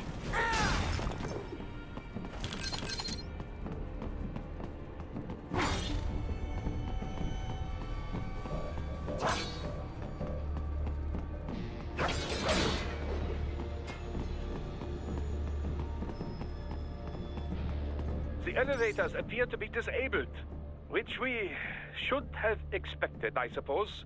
I will access I the love that he says that with a sigh, because elevator. it's totally the logical thing to do, but how many bad guys actually disable the elevators? Hmm? It seems the guards are storming the building. Titan, get back to the entrance. Buy me some time to get this elevator operational. Not sure what the yo's for. You can control that UGT as well, yes? Give them I keep hell! thinking this should be controlled with the right stick, you know, like an actual third-person shooter. But no, it's left stick. Also, fucking Striders. The Striders still have a collision box even when they're dead.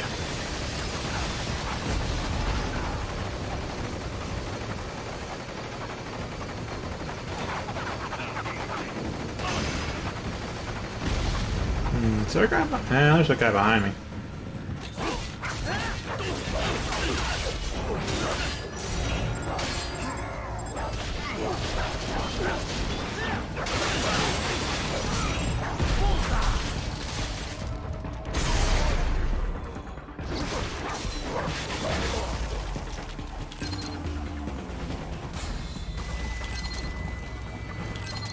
There you go with that. And there's that one. Wunderbar! Bei Heck und Success und the elevator rein. Oh, Razor, you're here. Welcome back.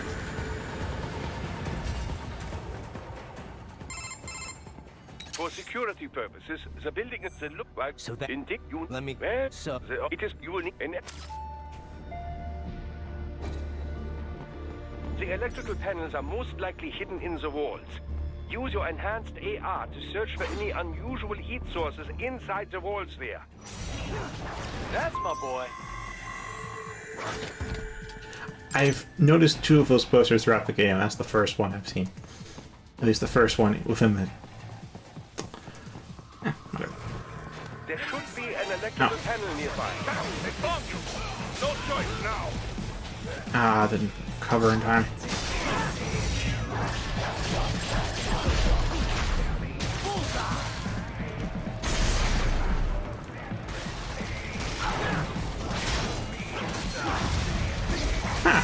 That was all times. But yeah, like, the polearm is really good for fighting a bunch of looks like this, because it's, you know, see what it's doing.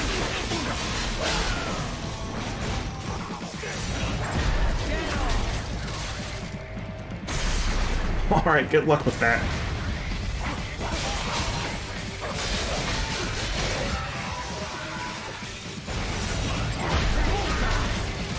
Hold on, did I just...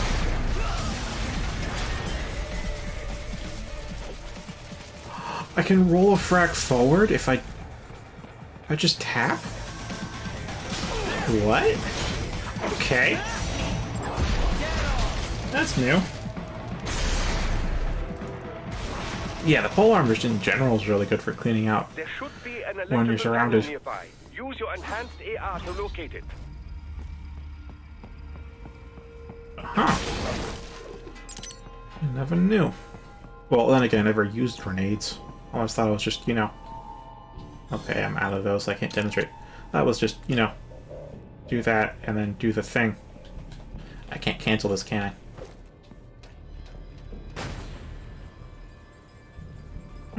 Neat.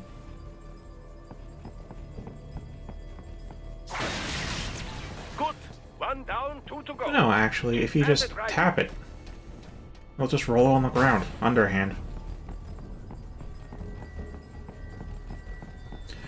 Alright, it should...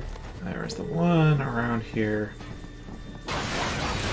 Excellent. Just one more. And I think the other one Keep on coming. was... around here? Yes, that should take care of security. Now, head back to the gate.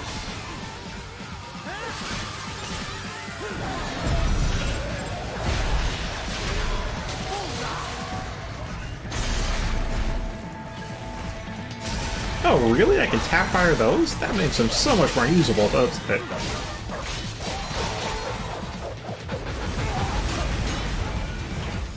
Also, you can parry rockets.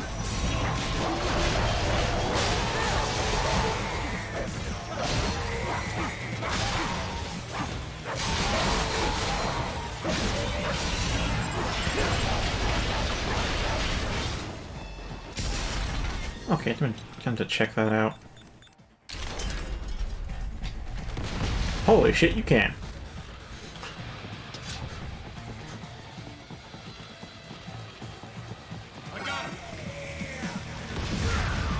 Ha! Okay, that makes sub-weapons a lot more usable. Also, he's already killable.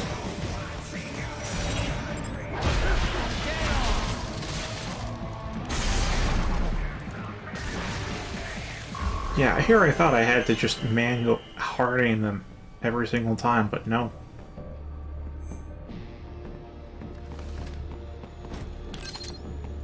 That's fantastic.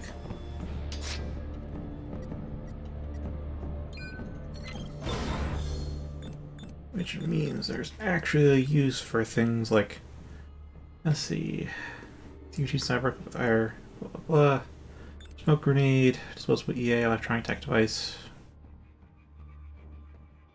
That's probably another smoke grenade. Frag grenade. Yeah. Today I learned. Raiden. No. Well, as you... What you most this look, Looks like we're not getting through the whole game in one stream, though. I don't think we can get through this and Jetstream Sam and... Oh, right, it's not an actual cutscene. They're pouring in from everywhere. This is crazy.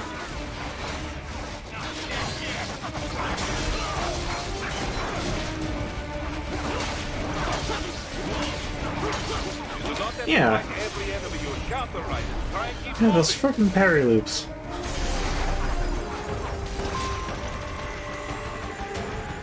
Yeah, I don't think we're getting through Sundowner and Sam and Armstrong in 15 minutes.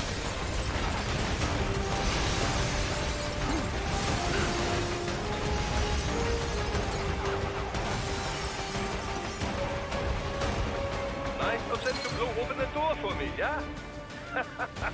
Idiots. I should be able to get through Sundowner in 15, though.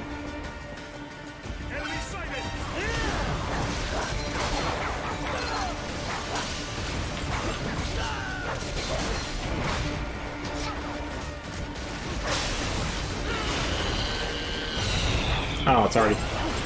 No, it still has a spinal fluid intact. It's like, I want to kill him, but I don't want to get caught in the pull-up barrage. So, Ripper mode it is.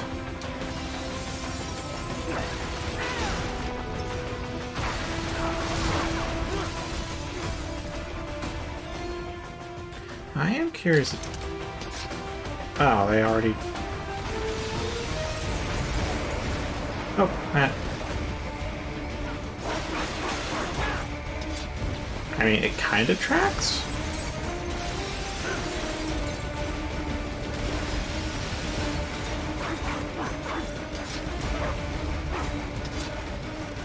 Okay. Can you... There we go. Yeah, give me the lock on.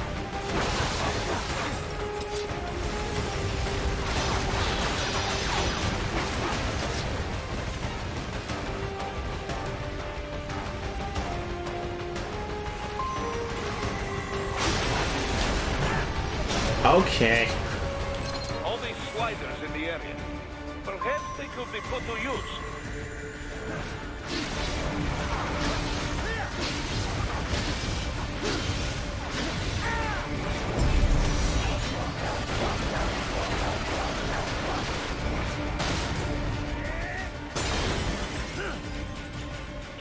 Yeah, I like about Sam's fight too, and also it does make it a short fight if you're good at it. Well, again, Mistral's fight is short too.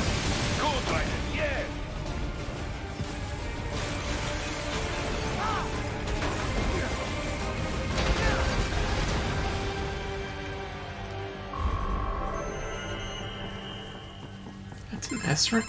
Whatever. Right away, it's up now, yeah? Almost there. I have you should I got a pad. oh, this Not that I thought I have great element now.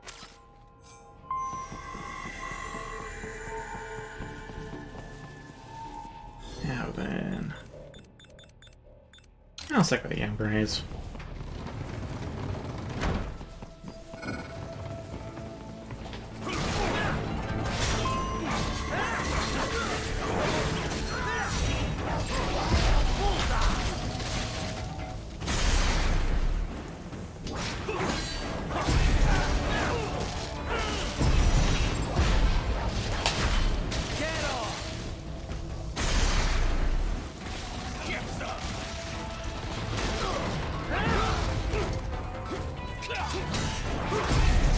I swear the parry window's wider.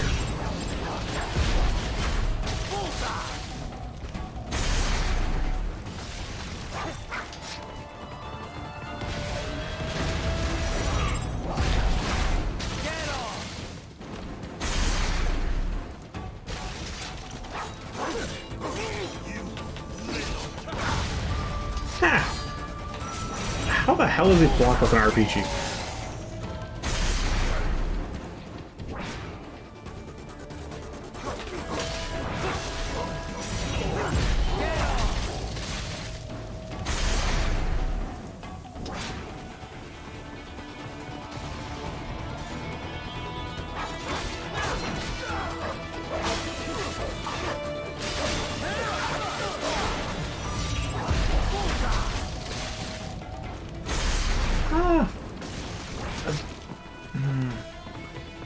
No, because I'm not really sure how I should... Wait, it's with the pincer weapon, isn't it?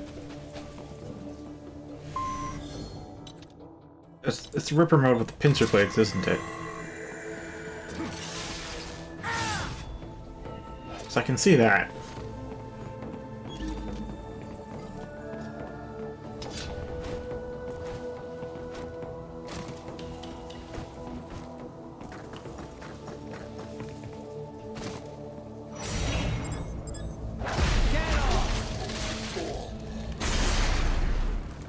Good, Raiden. Very good.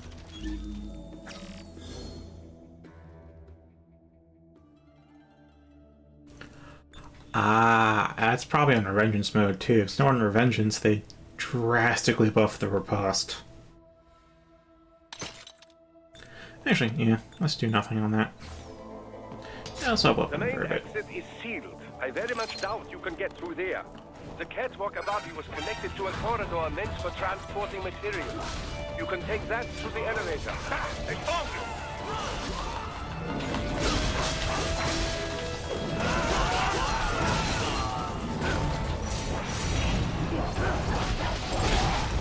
Ah, too late on that.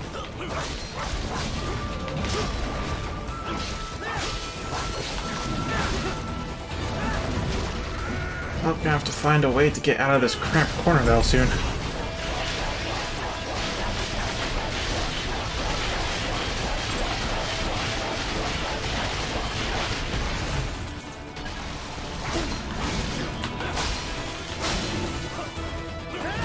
Yeah, looks like I'm doing okay though.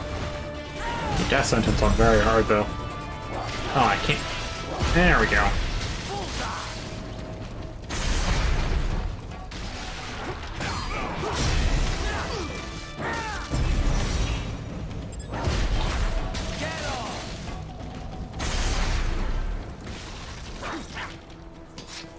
Oh.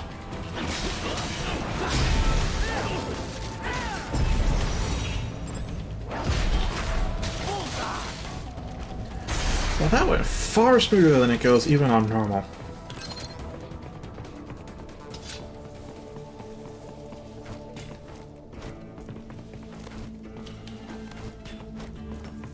All right, follow the catwalk straight ahead to reach the elevator. My apologies, Raiden. I seem to have No, what are if I were that more- I from them you captured. However, Well- right. Well, I will attempt the air parry.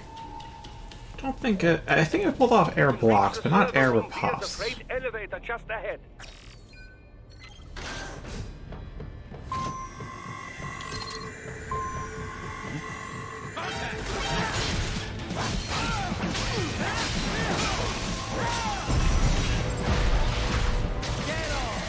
Yeah, difficulty. Yeah, it's easy. I'm currently on easy.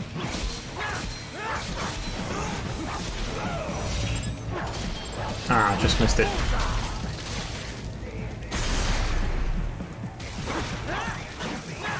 Oh, it's already dead. As are most things here.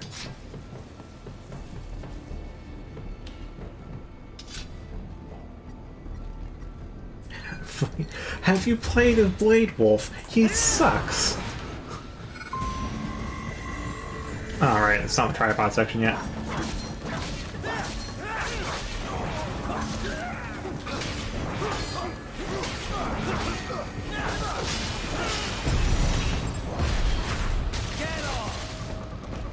Yeah, I answered the question. If you still don't know the answer, then look at the title. Ah, I thought I parried that.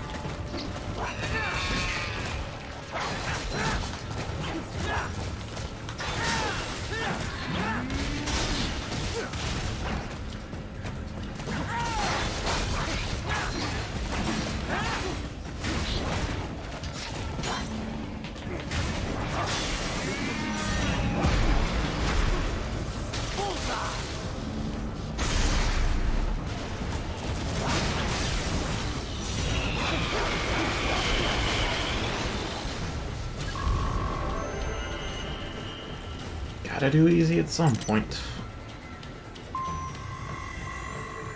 For completion's sake. Look out, Raiden! Another freight platform! Look out! Incoming!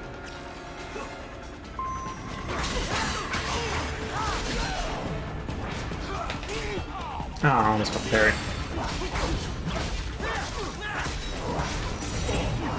Oh, almost got the... There you go.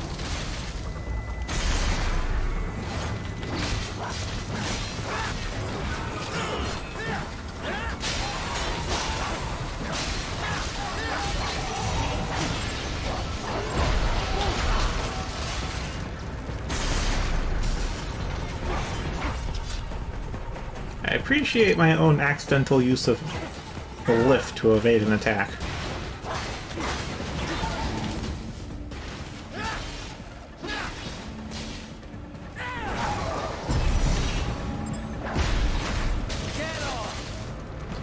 Yeah, and that's pretty much about what it's going on. First playthrough on normal. Already done very hard, already maxed out.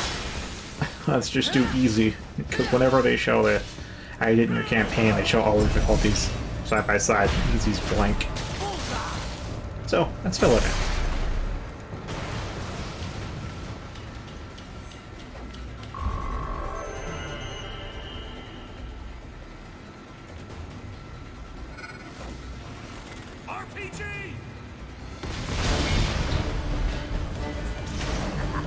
Actually, no, it's not the tripod time yet.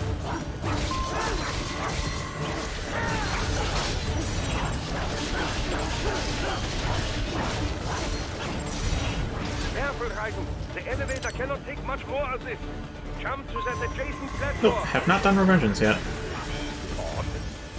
The platform is losing speed. Scheiße, the tripod is interfering. Raiden, clear them out of the shaft. Do not let them block the elevator.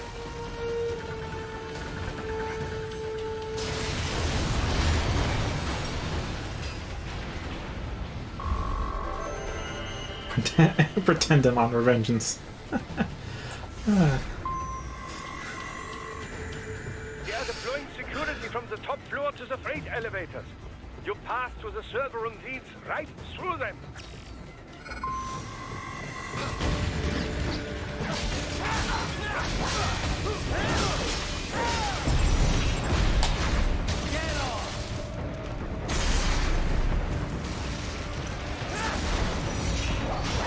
Oh, get. Ah, wasn't the one in front of me.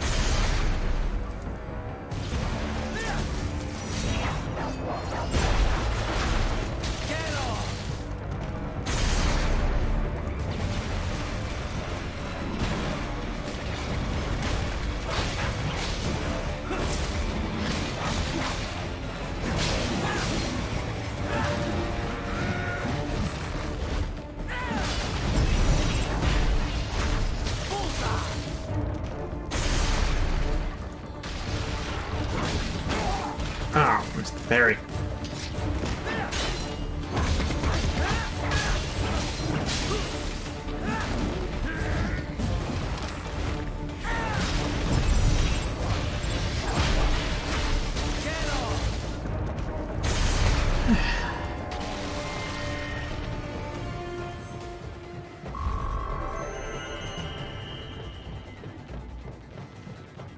Oh, intend on doing so? Undecided, I'll say. Because normally I don't take games to the absolute hardest difficulties because they tend to be a bit beyond me, but who knows. Ahead? Yes. What should I... If they're... Right, the button. Yeah. And I even... So if he... Well, if I... What?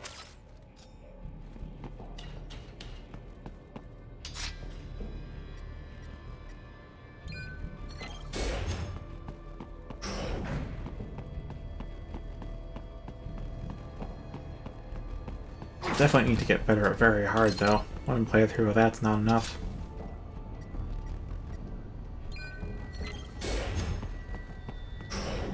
Oh, hey. Miss Traum. Jeez. No. A spare body, if I had to guess. Likely controlled by an AI.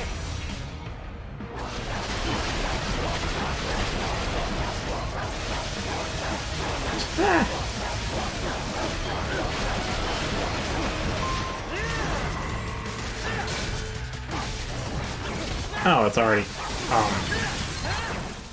the song barely started.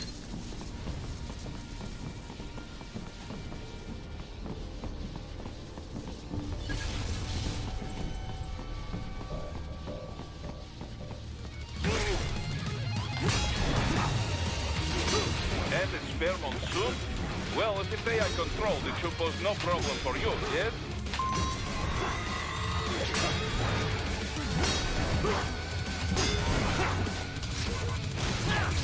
I'm out of Eon grenades.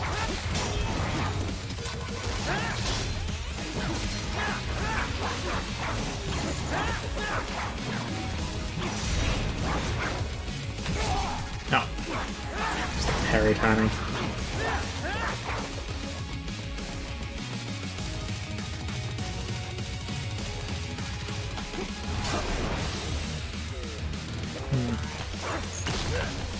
Oh. Dang it.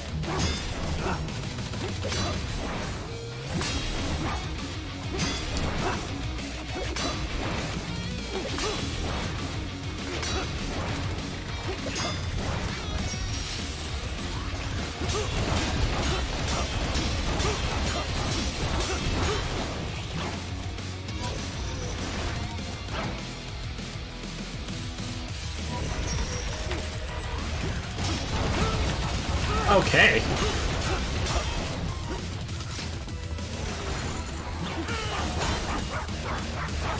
Wait, size... Oh, the size purple attack. Ah.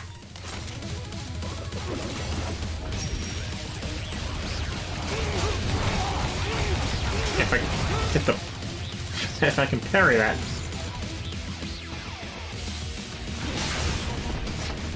Wow. Good to know. If only I could drop the side mid combo.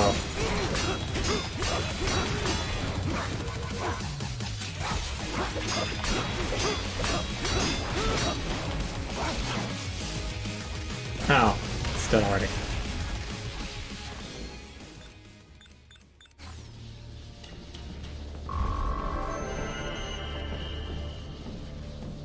Oh, that's good to know. I'll speed up monsoon fights in the future. Maybe. Neon brains are better. Don't disrupt the students while class is in session. I believe you're familiar with the lesson plan. The same regimen you went through in Liberia. That's Jeff Bezos. Effective program. Just look how you turned out. Of course, running it in the real world just got a bit too complicated. Doing it virtually, though, no fuss, no muss. Straight to the brain. Like Someone's watched Maxor's video as well. well, maybe dream is the wrong word. They can kill some POWs, some civilians. They Got a whole preschool spinning the wheels in his favorite gacha games. every time. Plus, they get a shiny new body as a graduation present. I don't know why it goes from in-game to Get rendered, Sundown. though. Do not lose him this time.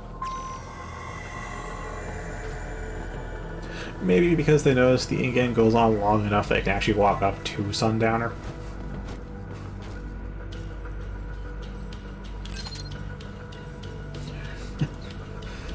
There's only room for one of us in this preschool. I know. It's over here. I've destroyed it with rockets before.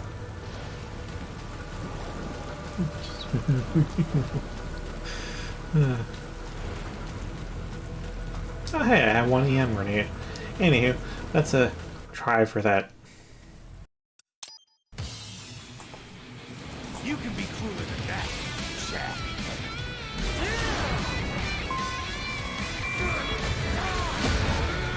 Oh, it just goes straight into that. Well, there goes the one shot.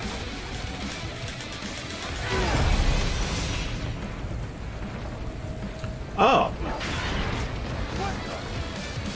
Oh, okay, normally he recovers himself. Can't break this. And then I have to cut through it like that. And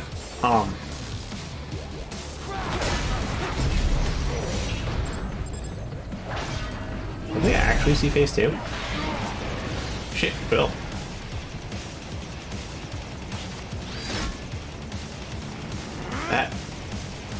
That was easy. I'll split you in two.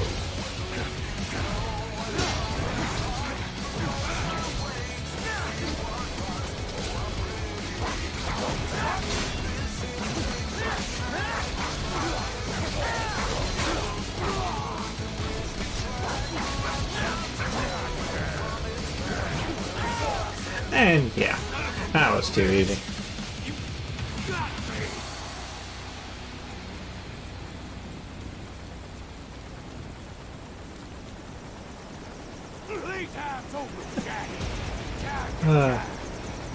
It's also the good old days of 9/11. Oh. Baxter didn't even need to change that one.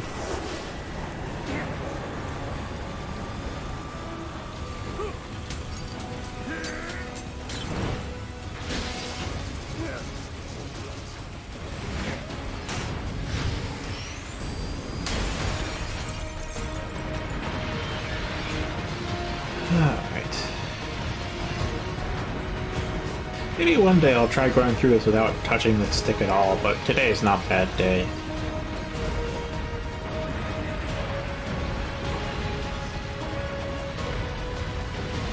There's really no debris, is there? Wow. They changed a lot with the difficulty levels. Huh. Alright, let's call it that.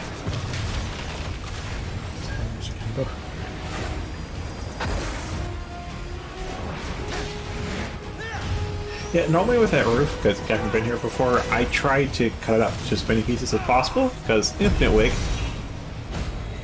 Speaking of wake.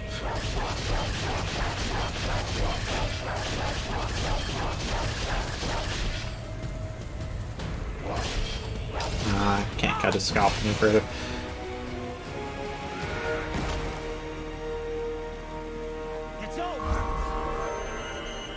Oh, damage. A rank. Okay.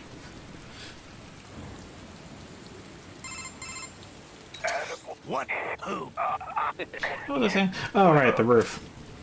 Yeah, normally, because I hit the infinite wake and therefore infinite fuel cells, I just try to see how long the game lets me cut at the roof. It's a long time, by the way. Several minutes. You can cut it into over 1,000 tiny pieces. Oh, wait, there's another codec call? Oh my god. How long are the codec calls? Anyhow, I do believe I should call it here. 22:09 and tomorrow is a weekday.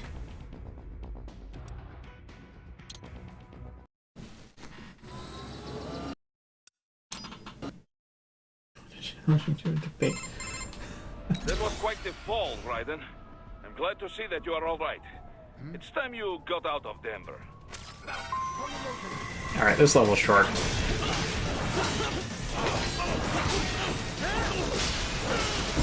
If I say this level's short and do it, then Sam's boss fight is also relatively short. And then might actually... Fuck, I might actually beat Armstrong in under 3 hours. Because I know I got work tomorrow, but... You know the old saying, what could another hour hurt?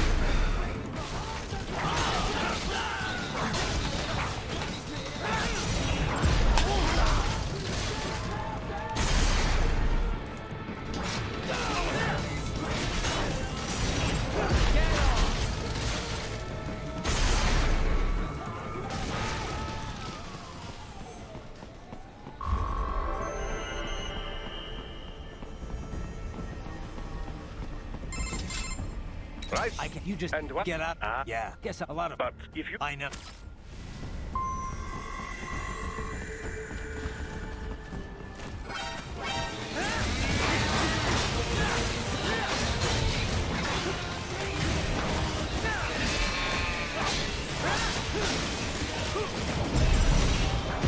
In Revengeance mode, you can two-parry Sam, because it's 60% of his whole health per parry. The Fox Blade? You know what?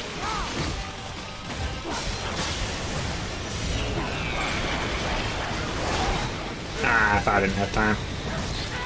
I went for it anyways, hoping I'd actually get the Zondatsu for the iframes.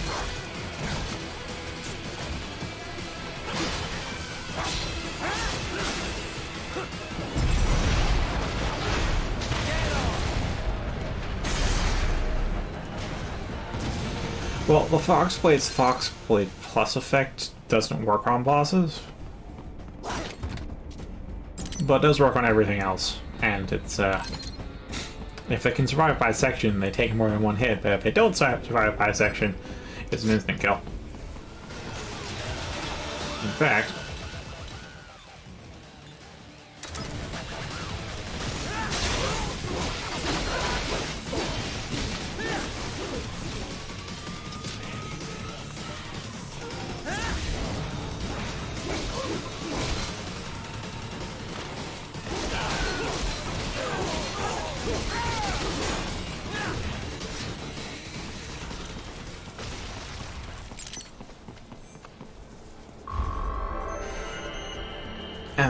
yeah, C rank. Of course it's a C rank. Right it, hurry. It may be an RLB, but it still needs time to accelerate and decelerate from first to Fox Blade with Ripper mode.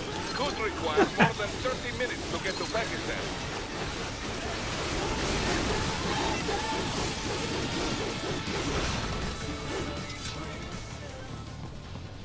Well, there's... Okay, you don't even need the Fox Blade for that. After I beat this level, I'll show you, because you can... I think you might need to beat all the DLC too to unlock it, but you can literally just go straight to the boss fights from level select or chapter select. All the boss fights.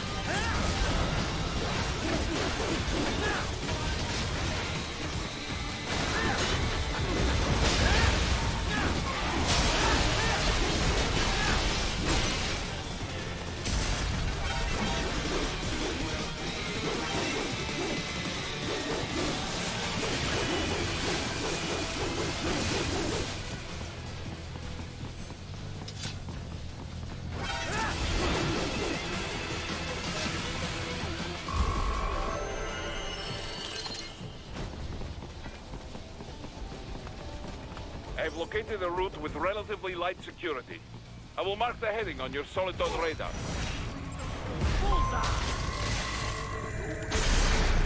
Ah, well, the Fox Blade's DLC too, so yeah, we really are stuck without it.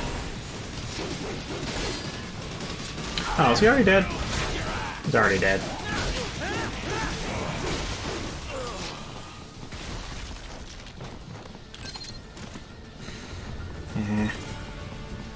I mean, it's not game-breaking, but yeah, you are missing out on stuff. Missing out on Sam's story and Blade Wolf's story. There's only one level each, but hey, they give some context.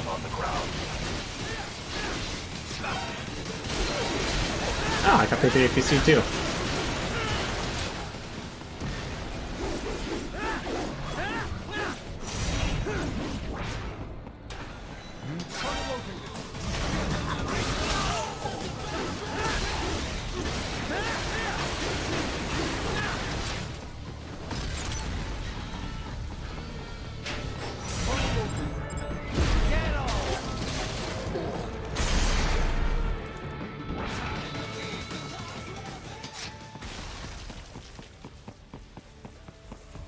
Severe mission in there. I wonder if I have to...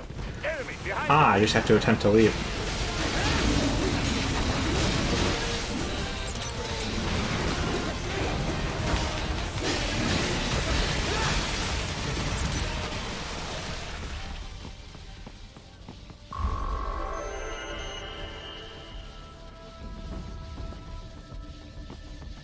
Alright, I'm going to attempt a Fox Blade Sam then.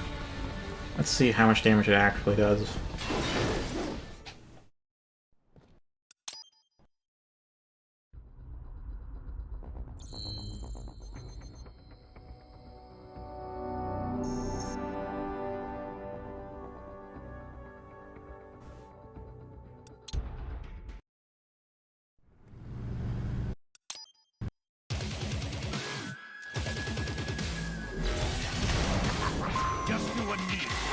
Actually, no, let's just do the Fox Blade's damage.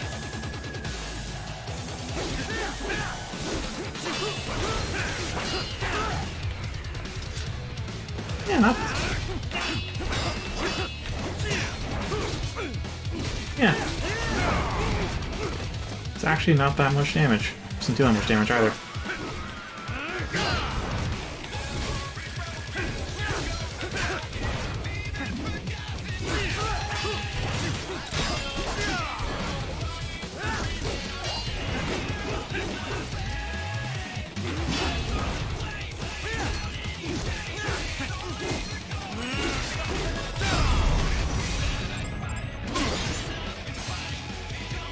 Yeah, the Murasama does do more damage than Foxblade, that is for sure.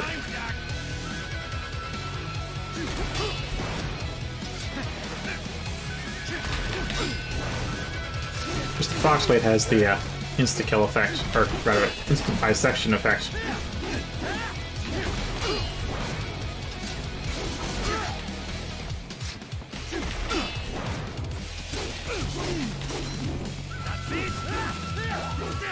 Ow. Saw it and still fell for it. Can't stop my combo in time.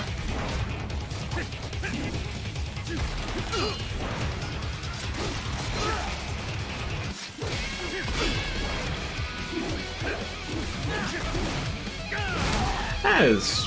dodge timing on that's really strict. In every difficulty.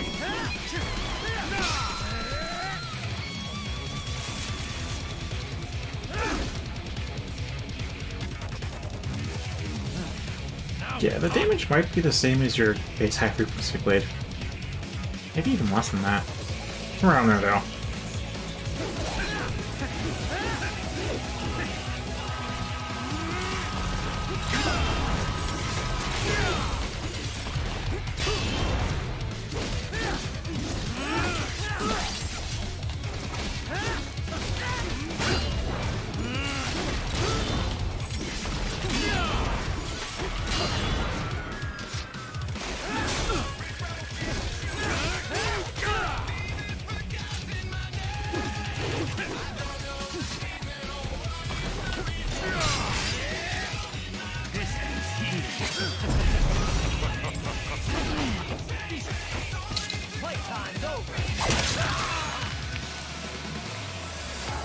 So yeah, Foxblade, not that strong of a sword, but it does have the instant bisection effect.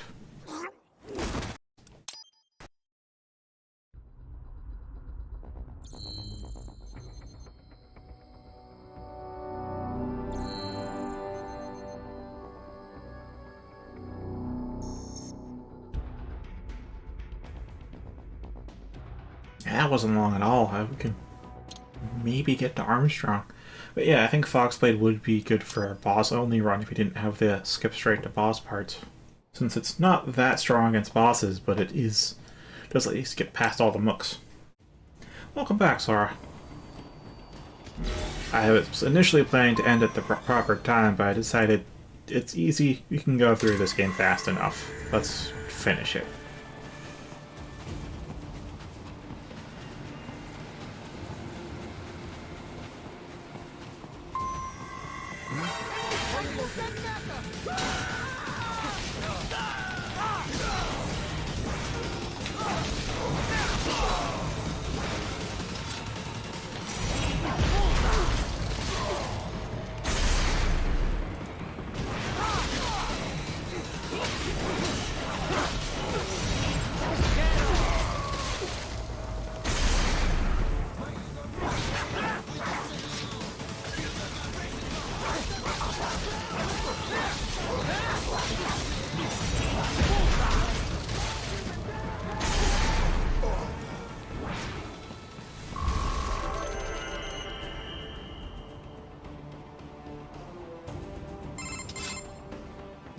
Wait, why would no, they're making dead or I don't at least I'm interesting choice, but I think I can guess why.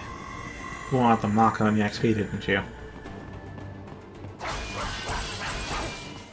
There is no time to worry about this. Oh, and also I have hit level 99 in my own player group, and I have all the other humans up to at least 95.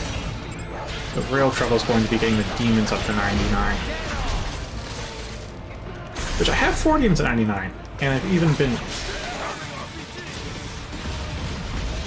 optimized statistically using the Matamas.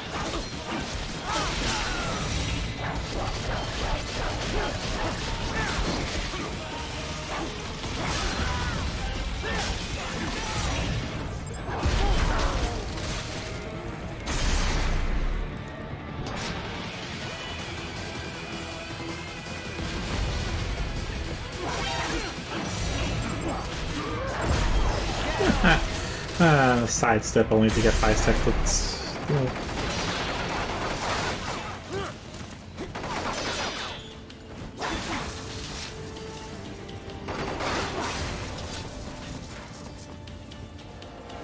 Huh, is there still an enemy somewhere?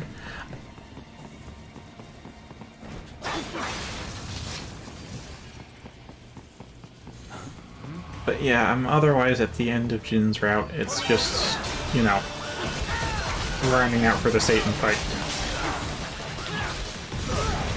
I don't know if I had time for Zandatsu given how long he took to shoot that thing.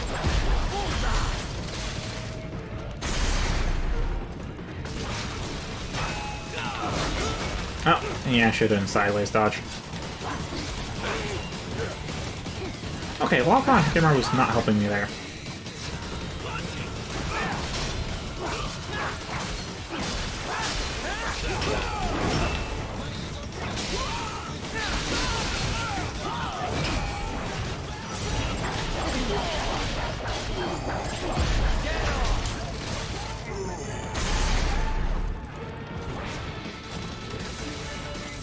Alright, backed out of the corner.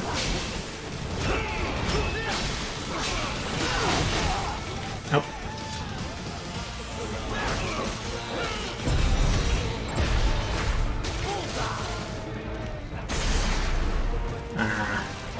Oh.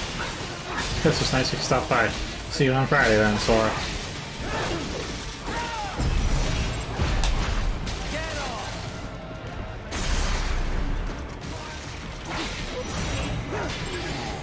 Oh, that's an arm I was missing. Ah, just need one more.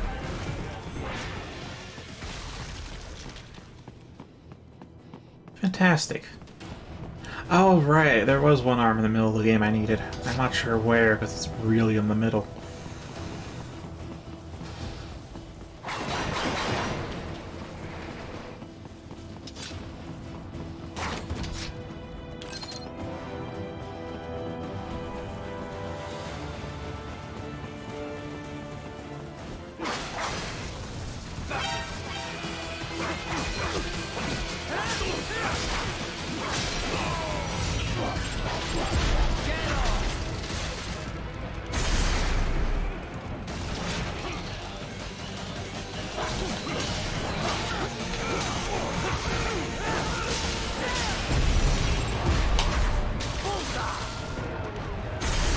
Tell you how satisfying it still is to see those big armor dudes are actually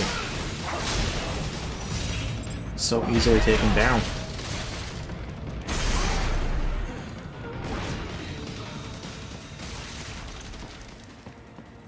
I know, right? This game was ahead of its time in many ways.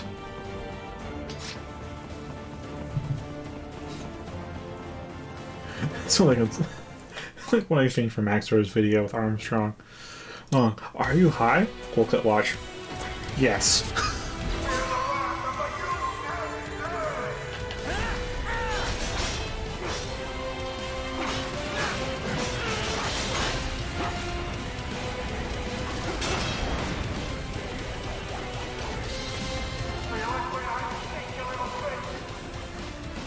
How am I playing hide and seek? My blood is red, white, and blue. I wonder what color yours is. That's a new move. I have not seen that in like 4 or 5 playthroughs.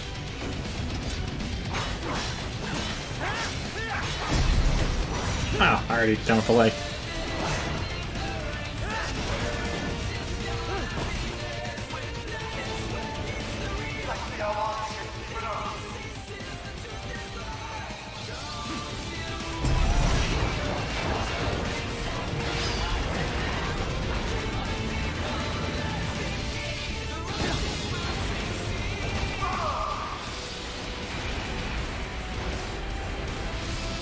Oh, right.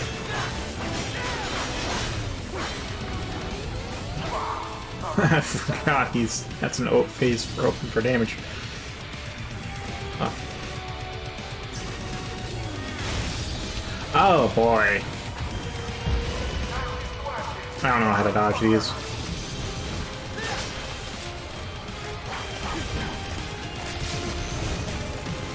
I guess to be on the absolute edges of the arena? Yeah, because that happens. And on higher difficulties, that's basically an insta-kill. And I'm not sure how to handle that.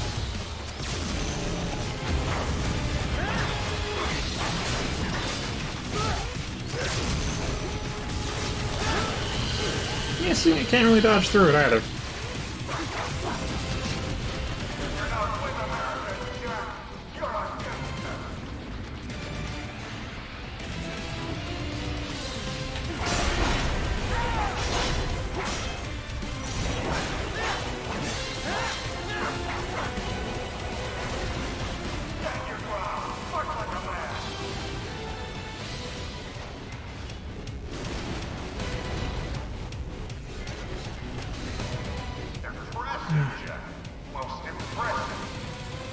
What, you gonna bring the other leg here? Finally?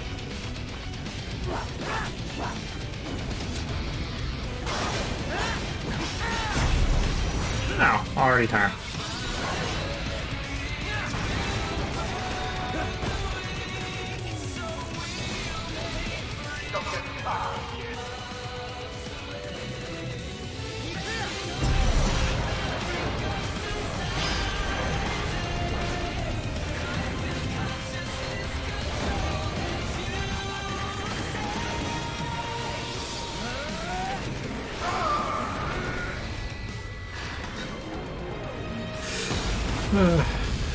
It would be a mind-blowing moment if not for the tutorial. I'll say that much. Like, of course they can flip that over. I've seen him do it again already. Oh, also, you have enough time during the bleed mode for this to hit him 80 times. And you know what? I'm gonna go for that again.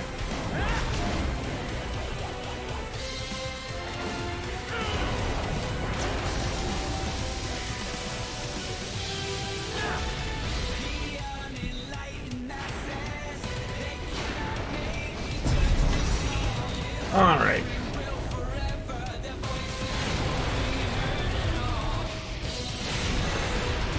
Sure, I only need to do it once. Last night I tried doing this as long as the game would let me, because I have infinite plate energy. And it got to 79 hits, maybe 80 if I was a bit more efficient. So let's see how far we can go.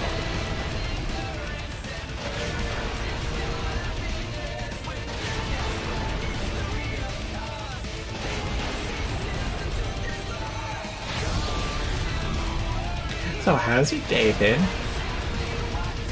Gonna be here a while.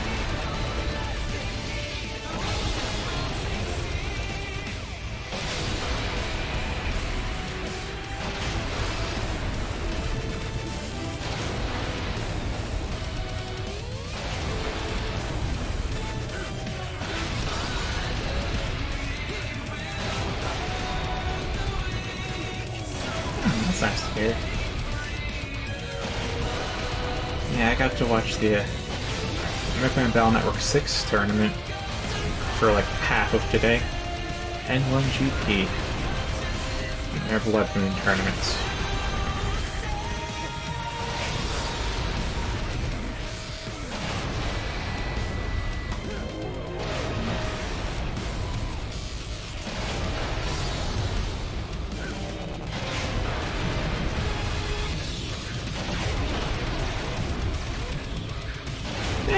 It's mostly a pretty good day as well.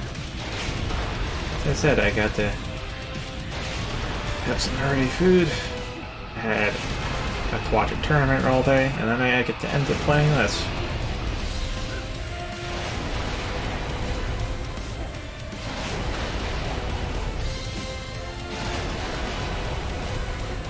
Where did all the debris come from at this point?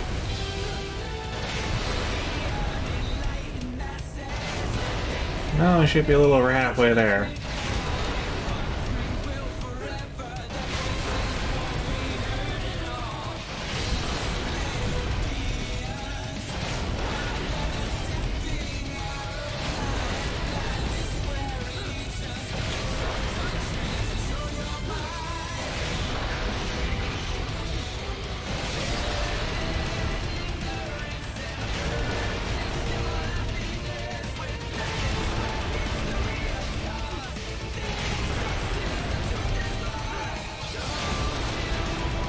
Only with Infinite Lake B can you discover things like this.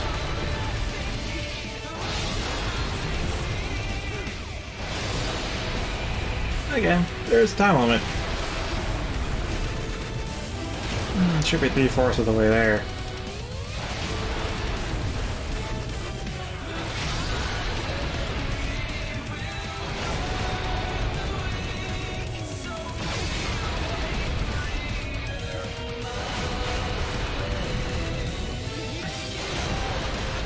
I think there's a bit too many parts for the game. Noticing a bit of a frame rate drop on the cuts. Oh, whiff. 71. We are out of parts to cut. Ah, there's one. Okay, that's ended there. It should have about ended automatically anyways, but we were out of parts to cut.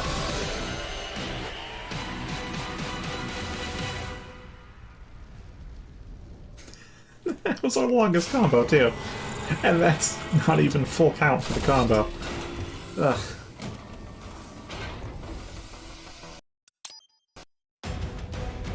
Let's not forget to enjoy it.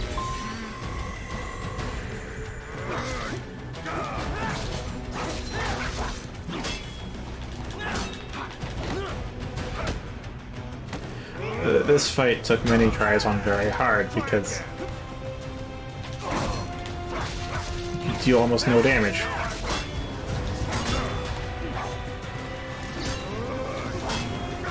Also, yeah, like you can see I'm trying to do the evasive cut, but it's rebounding off of him.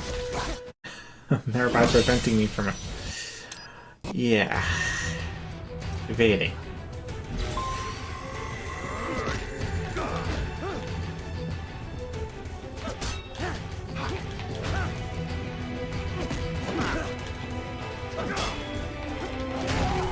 Oh, okay.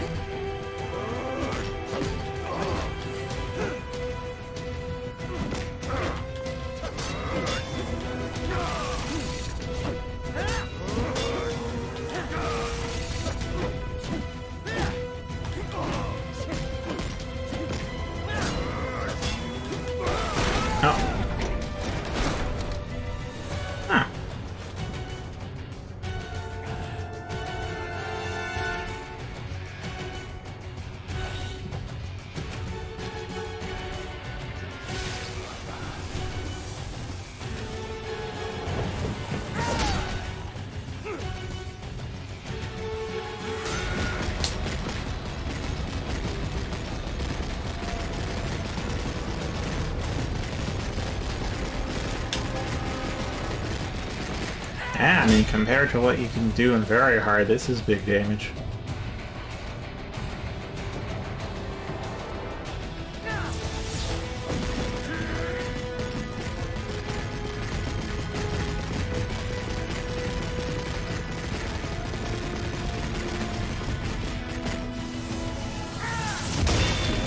If it gets 1,000 people.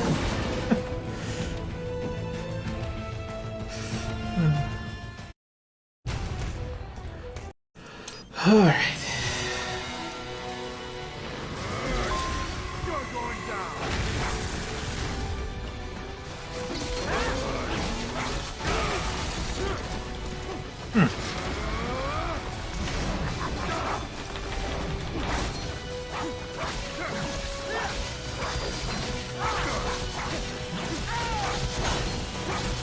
Good God, he's already over half health.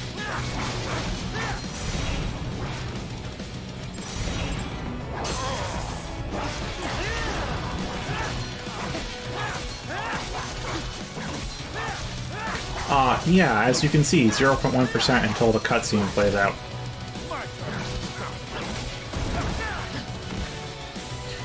So now we get to see what he's actually forced to do before he's allowed to die. The course didn't even kick in till now. Oh god, those hitboxes are gigantic.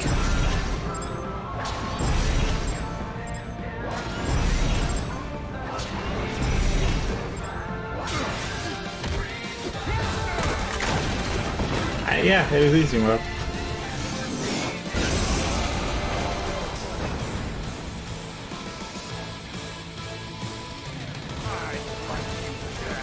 But yeah, that mechanic hunting through him is what got me so dead most of the time. Huh.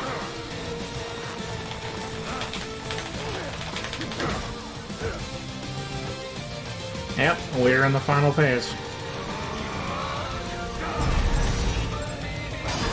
My god, they made him so big.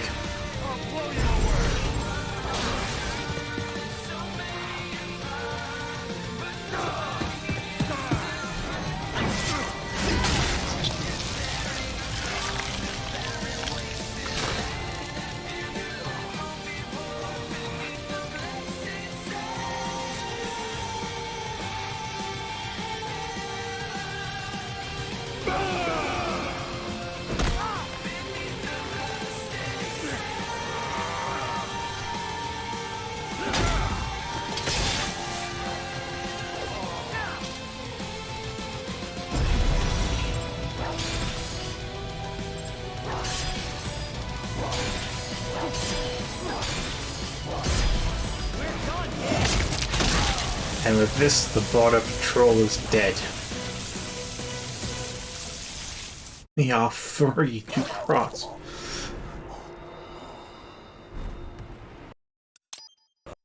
We are free to follow our hearts. Yeah, oh damn. Easy mode.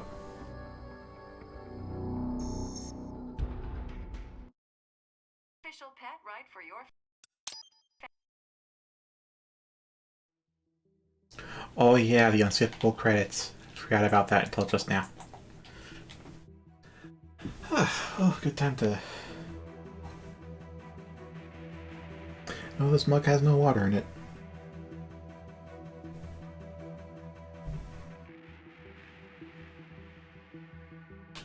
Looking down on the cars on the highway. The stream of daylight. So that's easy mode. I think we can all agree. It's easy.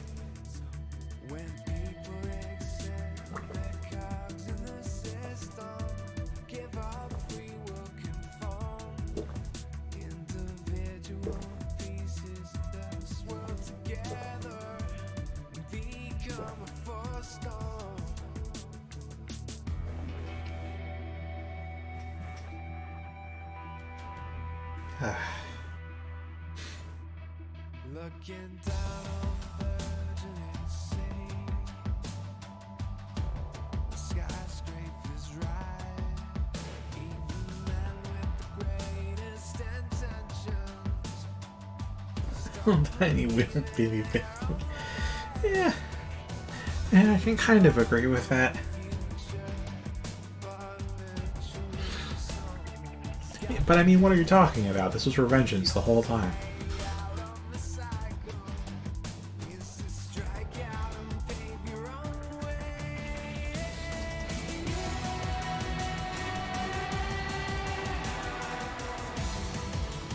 Yeah, that's honestly how Armstrong's second fight went for me on normal as well.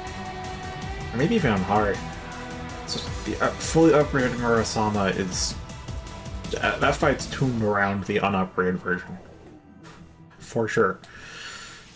So having the fully upgraded one makes it a lot faster. Then very hard's tuned around the fact that you have all the upgrades for everything already. And that's hard.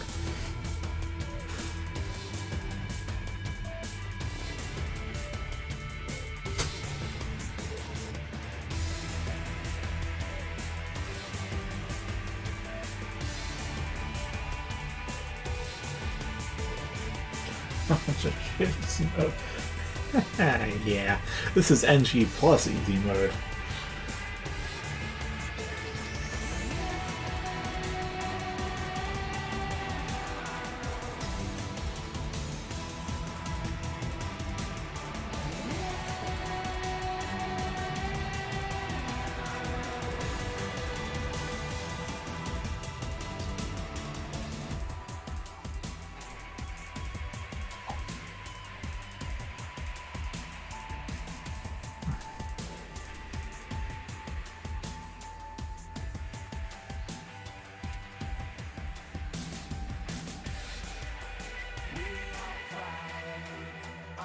Yeah, that is a good question.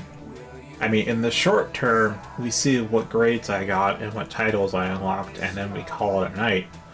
But long term, yeah, because I won't dive immediately into Revengeance, because if I'm going to do Revengeance, I'm going to want to get competent at very hard first. But I've already done very hard on stream. So, good question. In addition to all the other games I already play. Very, very good question.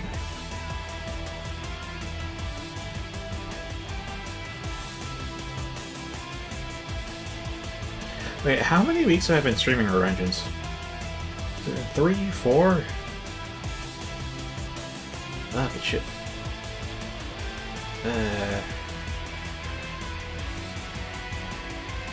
At least 3 weeks.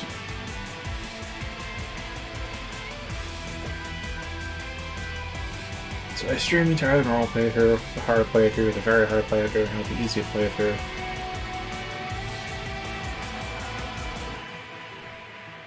So technically Revengeance, I did try going into some VR missions, but they really are. Some of them are very much insufferable. I'm not gonna go through all of those. I did do the DLC on normal, not on hard or very hard though.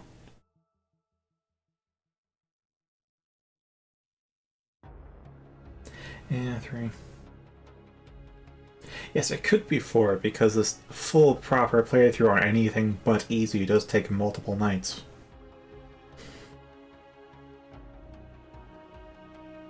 I know the normal playthrough was over the course, my very first playthrough was over the course of 2 weeks, so...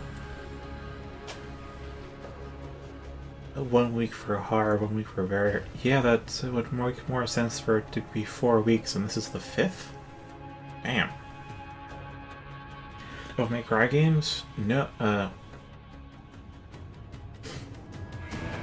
maybe a decade and a half ago I might have rented out DMC3 or something, but no. Pretty much now.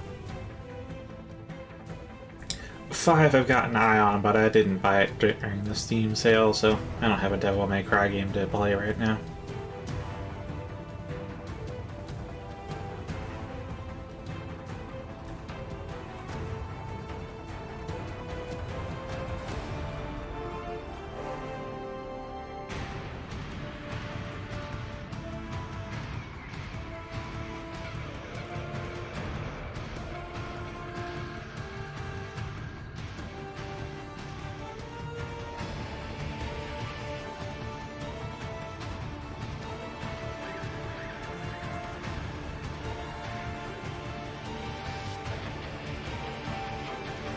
Yeah, a game that I do own with a similar feel to this is Ultra Kill, which is mechanically different, but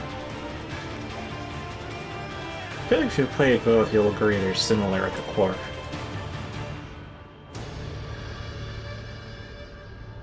Anyway, 15-14 minutes until then. I could get in like the first level or 2 of Ultra Kill.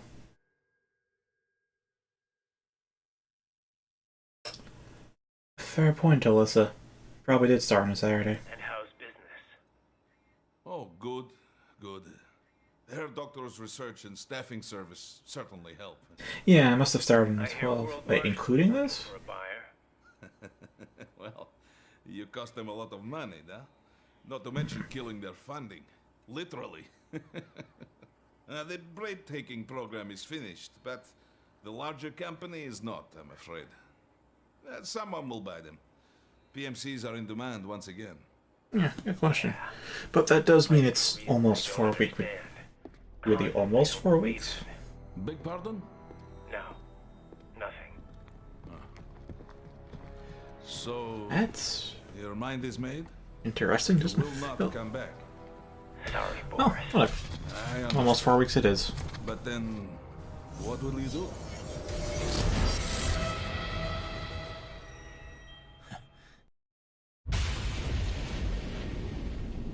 I've got my own war to fight. Alright, final rating time. Yeah.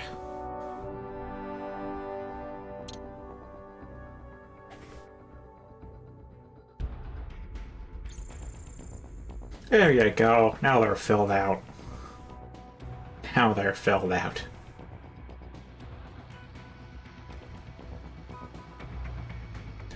Yeah, R00 and Very Hard is fucking... Oh god, that's...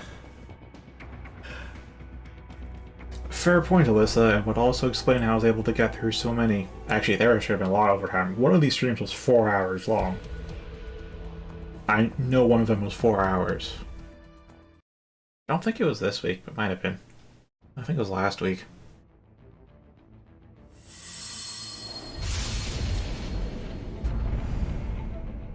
Anywho, because I know there wasn't much response to Ultra Kill, I will show in the next, what, 12 minutes?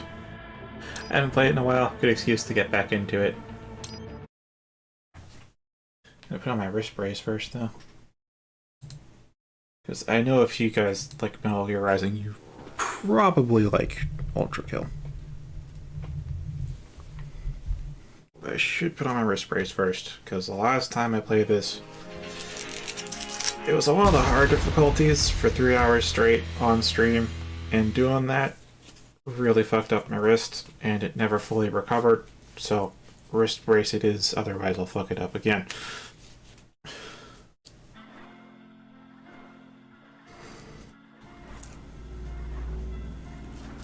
Alright. Brace is on. Just normal. And just the... Oh, hey, we have Act 2.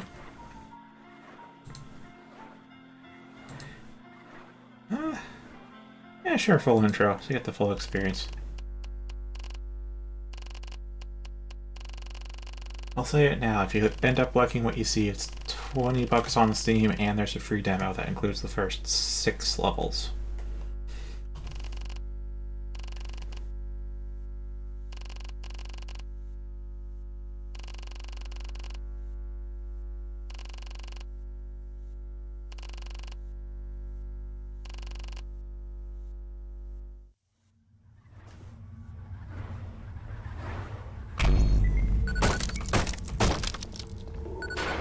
Alright, let's remember controls.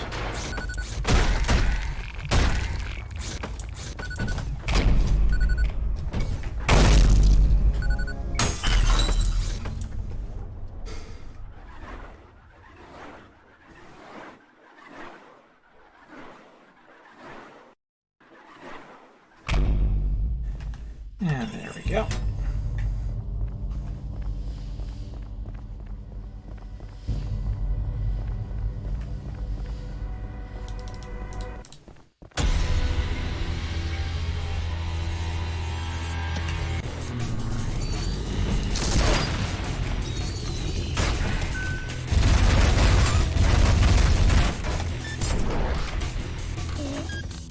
Yeah, my actually's off. I haven't played a shooter seriously in a long time.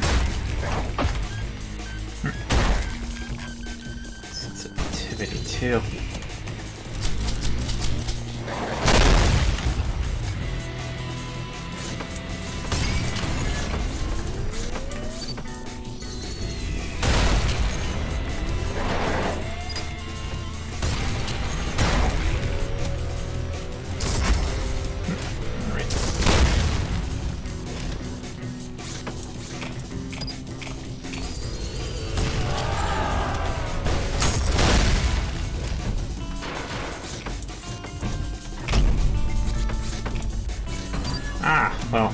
I said, you'll probably...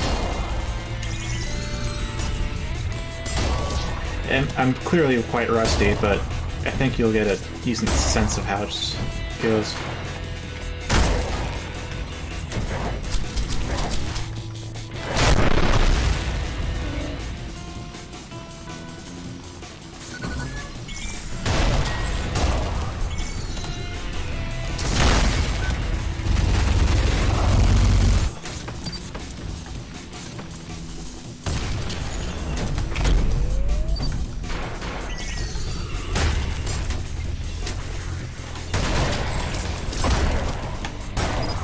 Alright, I forgot I had that. Yeah, so, like with Metal Gear, once you unlock weapons in later levels, you can bring them back to the old ones. Because here you just have the pistol, which is not a bad weapon.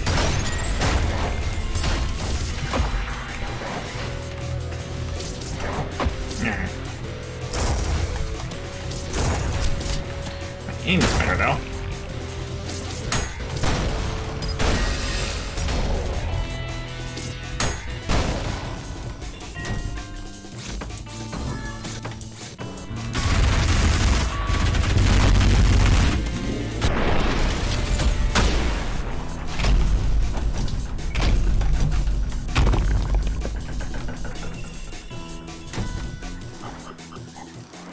So that's the very first tutorial stage. Ah, I missed it on time. And kill. Yeah, I'm rusty if I'm not getting the P rank.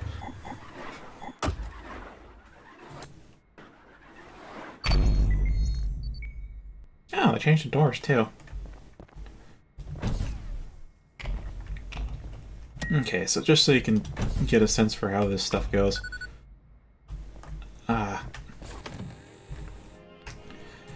So for weapons, you start off with a revolver, and the points you get at the end you can actually spend in the shop to get different variants for stuff.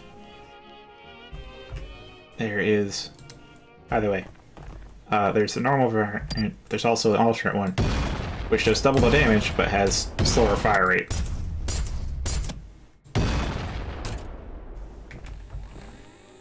And that you unlock by finding some hidden secrets and stuff. I won't tell you how, just know that it exists.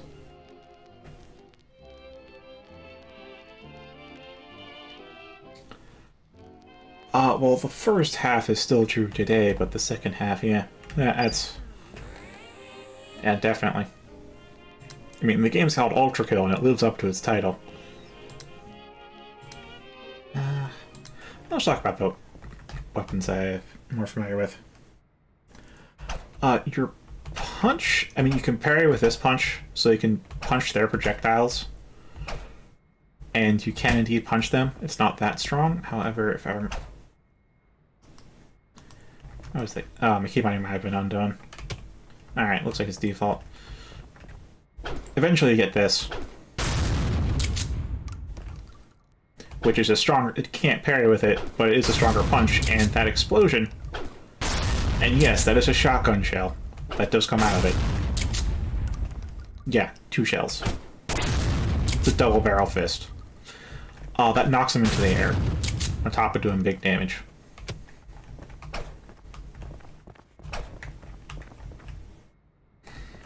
Alright, so for guns, just to show you so I'm not like running the clock on the level itself.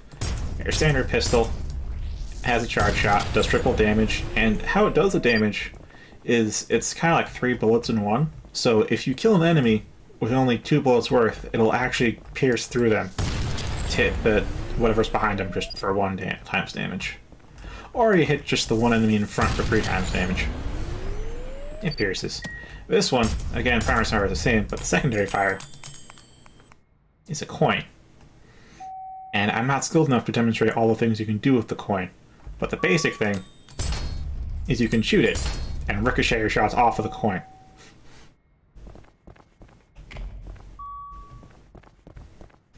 Now this is just the... Now there's a lot you can do with this. Let's see if I can try it. Yeah, you can punch the coin, because it is a projectile. And you can ricochet hit scan weapons off it. If you hit it at the right time, like just there, it's like a frame perfect timing. It'll split your shot into 2. Oh yeah, it's very detailed. And here's the thing, when I say hit scan, this thing's hit scan too. So you can ricochet it.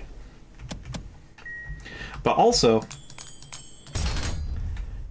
it auto-targets, so when you throw out multiple coins, it'll ricochet from one coin to the next, and it'll increase in damage with every ricochet. So that's why you have 4 coins on cooldown. So you can do stuff like that. And that's just the alternate variant for the pistol. We have the shotgun, which is the shotgun, and the alt fire. It's called Corajay, but it's basically a grenade launcher, and you can charge it up to shoot it further. And you can shoot it out of the air for a bigger explosion. And these pellets, you can parry your shotgun pellets. Also, you can rocket jump. And the alternate variant is pump action,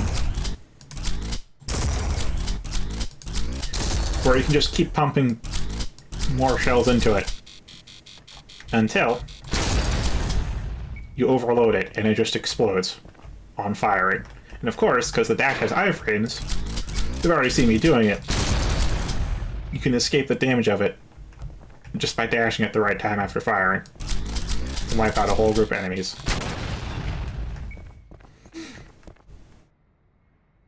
And we got the nail gun, just like a minigun, except it has these things you can stick in enemies.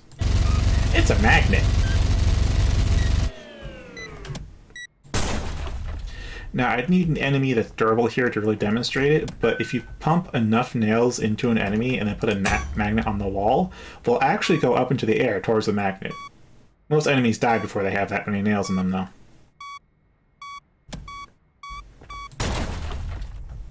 Yeah, it's $20 on Steam. Totally recommend it. I think you can kind of tell why I think it's people who like Metal Gear Rising would like this game. The alternate version of it, the alt fire is just expend all the heat into some supercharged barrage, which does a lot of damage. Of course, you can combine it with that. Oh, that's right, expend all the heat sinks. Have that. And of course, when they explode, those nails are still active, so you can make an actual nail bomb out of it.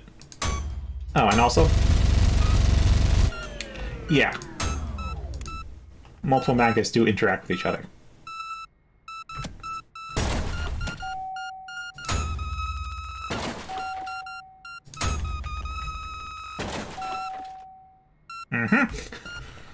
Then we got the Railgun, which has a 14-second cooldown. Yeah. In the demo, you just have the pistol and the shotgun, and there's already a hell of a lot you can do with that. A hell of a lot. There's a Railgun, which this one just, of course, pierces through enemies, and it's on 14-second cooldown. Because it's hit scan, you can, of course, bounce it off of the marksman's coin toss. This'll take a while. It's a short time in combat, but when you're actually waiting for it. Ah, right. This one's a screwdriver. You need an enemy to throw into it, but it shoots out a giant-ass screw. It does less damage than the other ones, but it does damage over time and causes them to spray blood constantly, so it's a good crutch for beginners. You don't see it much in advanced play because, you know, it's less damage than the other ones, and you don't really need healing if you're playing well. But if you're new, it's a great way because you can just put it into a durable enemy and have a constant font of healing blood. Yes, the only way to heal is to douse yourself in the fresh blood of your enemies, which means you can't just sit back from afar, otherwise you won't be able to heal much. Then there's this one, malicious version. Yeah, it explodes.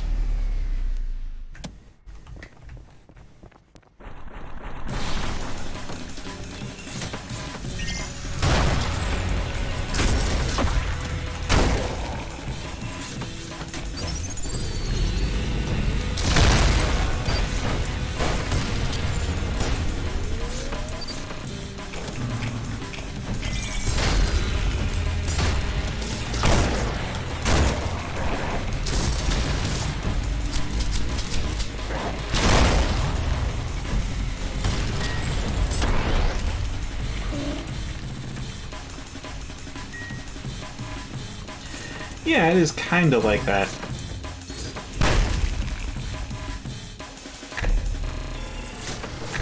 So basically, even though you got guns, you can't just stay safely from a distance, because enemies, like, the weakest hit in the game will take off like 25% of your total health. And there's also hard damage in the game. Like, you'll notice when I get hit, there's a little grayed out part of the health bar. That part won't heal back. At least not until the end of combat.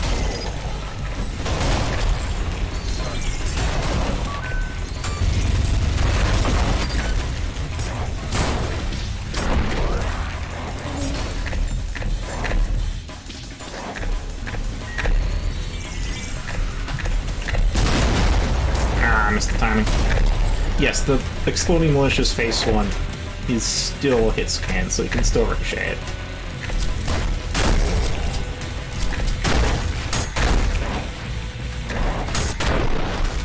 Ah, I forgot to show you the punches. I don't know.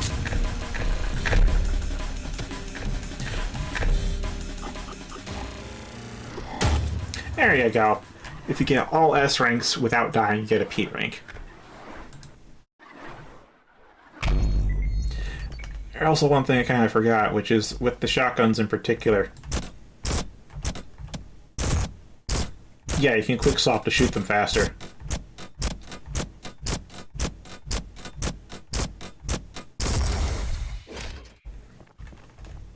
Now, that used to be the case, I remember, because I was playing this back when it was the first demo. I played it for a year because of my wrist, as I mentioned. But you used to be able to do the same with this, and that was a real problem for balancing, because why would you use anything else? This is a really strong pistol. But you can see the solution already. You have to cock it each time before you fire it. Prevents the hot swapping.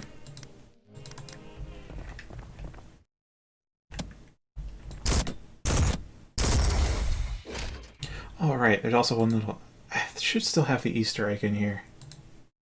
HUD type...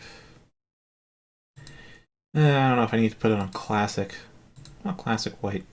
And...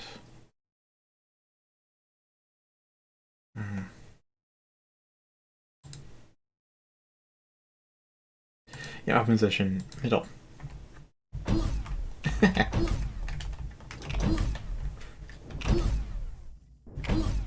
That's the exact same jump sound effect from Quake.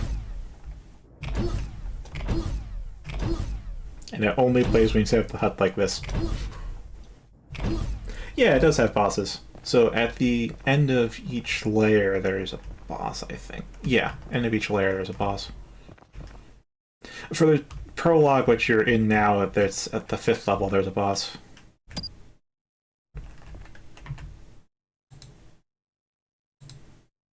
I'm used to right, because that's how I grew up with stuff. Where was it? HUD. Go with none. And then... crosshair type. Yeah, stick with small. Color white. HUD size. Extra thick. Medium is probably fine. The reason for that is because, as you can see around the crosshair, you have most of the vital information you need. You can't tell what arm you're on, so that's a bummer. You don't have the railgun cooldown, but you have your health and your stamina there.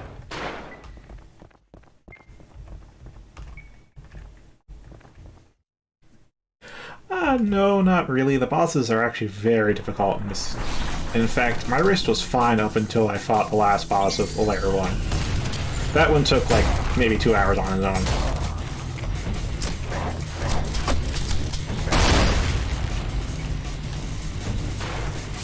Wait, is there still a... Ah, so there is.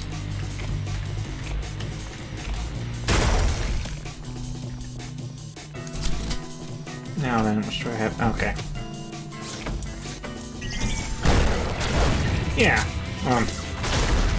As you can see, or as you barely saw.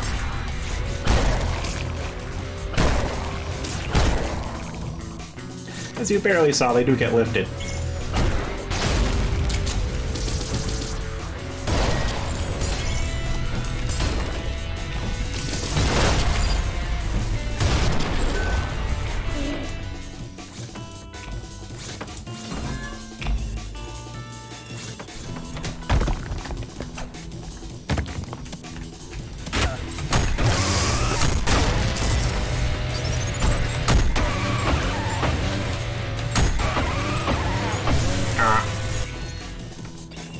Well, yeah, quick restarts.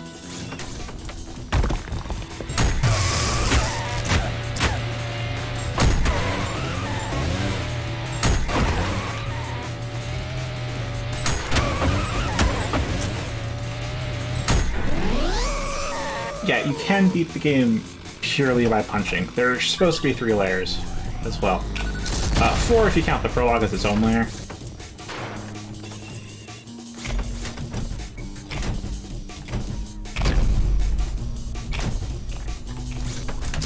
fact, if you're doing well, you can complete the entire prologue in like 15 minutes.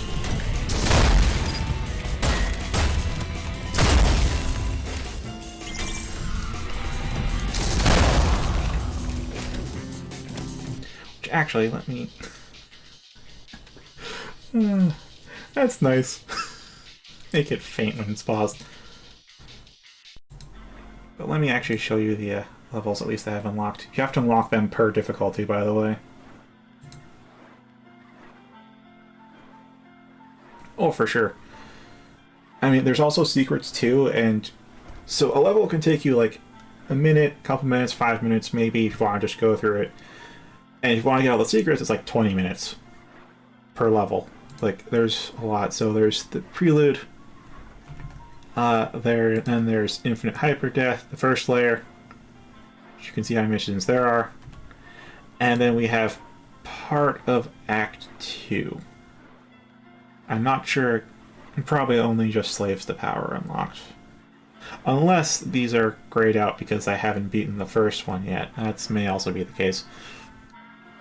But yeah, Akita's working on Act 2. This is a solo dev project too. And there's Sandbox. I haven't tried yet. That's in the last year. Gmod Sandbox, apparently.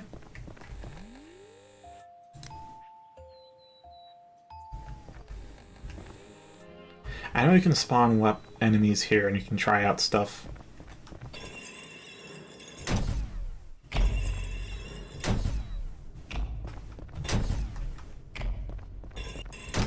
Alright, you can also do a dash jumps too. There's movement tech as well. And if you do a slide jump, as you land, you can maintain the momentum for a while anyways.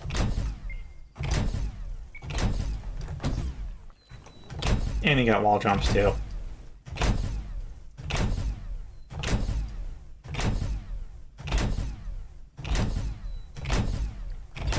Nah, I lost it.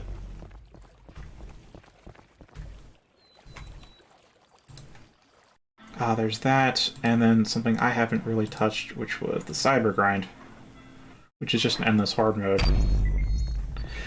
You can have custom patterns set up too for this, like actual maps you can design for it.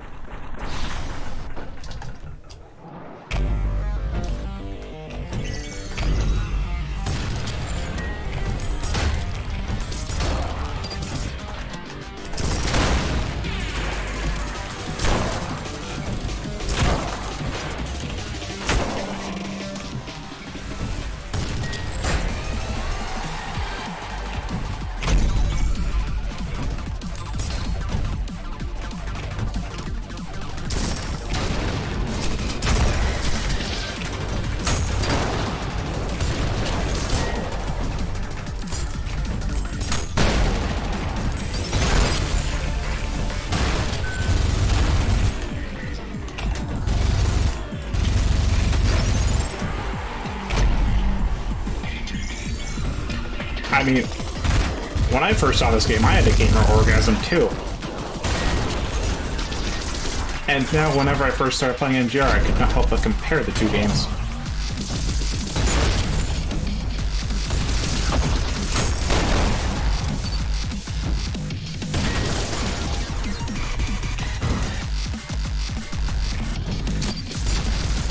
Ah, didn't quite aim that right. I'm not used to shooting out of the air.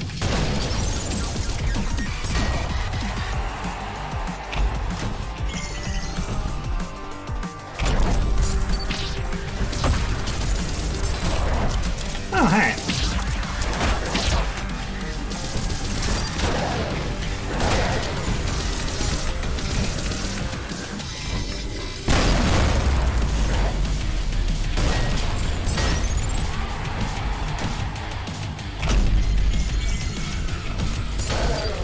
bosses. So, you know, eventually some bosses do spawn in this.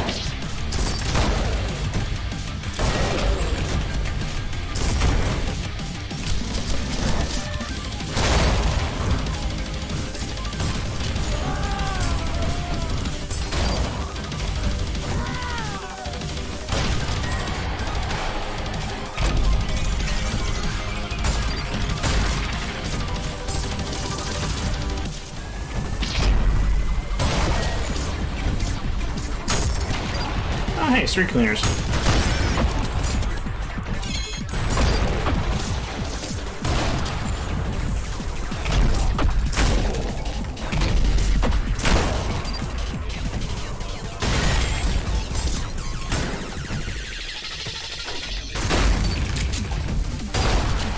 Alright, forgot a mechanic. I'll show if there's some grunts I can do it too.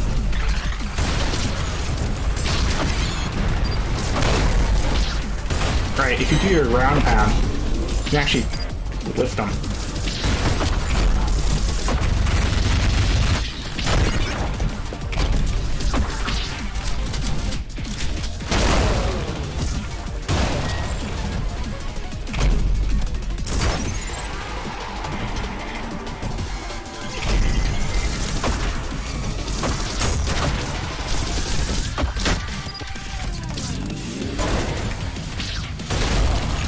As you can see, even on normal, the damage gets pretty high.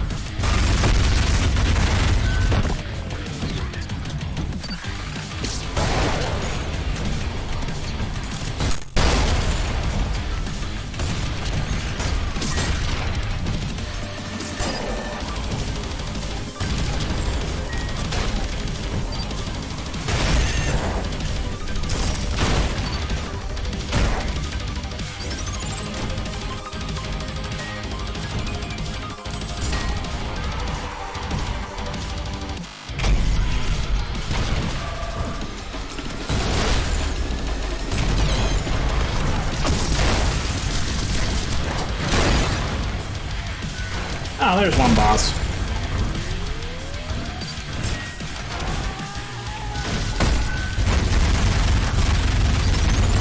Easiest boss, though.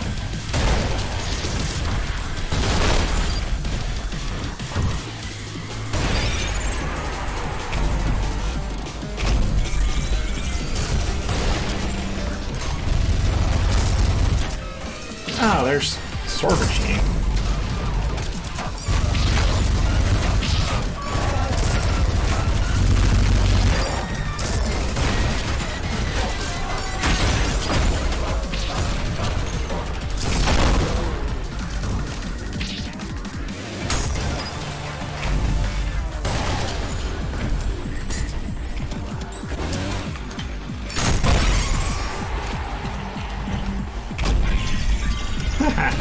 Yeah. So, thinking this was going to be a 10-minute showcase before the end of the stream, but... oh.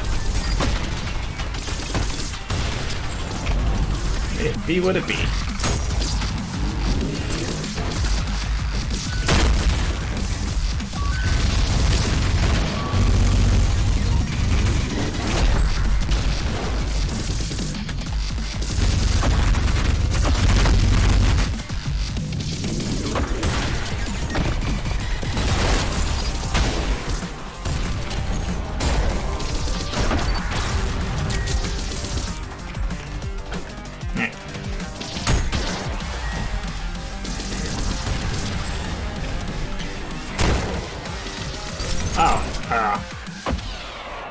Oh, that's into that.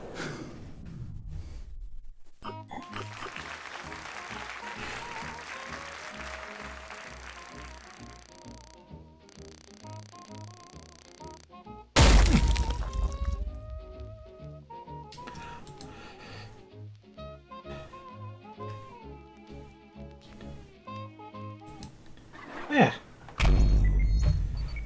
I think that's a good demonstration of Ultra Kill. I mean, that's the first time I did Cyber Grind. I got 20 hours out of the demo, which is the first, like, 5 or 6 levels. So, out of just these 5 levels and the first one, it's all up in the demo, I got, like, I mean, I think it was 12 hours. 12 or 20 hours out of that. And there's just a lot more. It's very replayable. So I think I'll call it a night there, because if I keep playing, I'm really going to keep playing.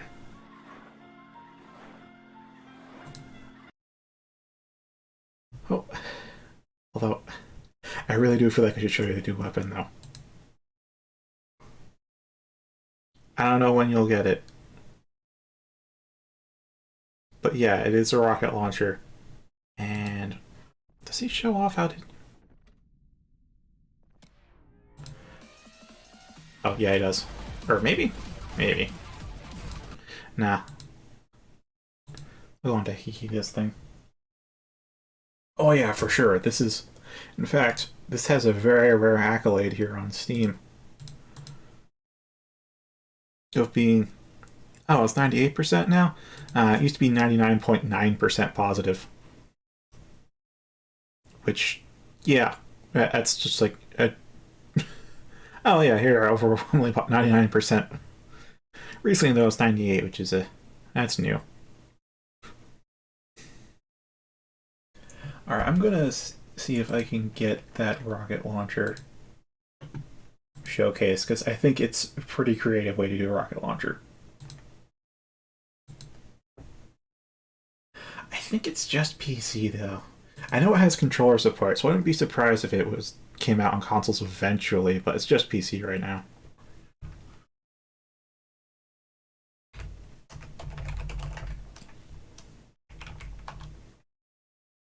Let's see. Put it over here. So he does have a YouTube channel. I post devlogs too occasionally. Yes, consider the following. Okay, this is what I want to show. Yeah, alt-fire the rocket launcher.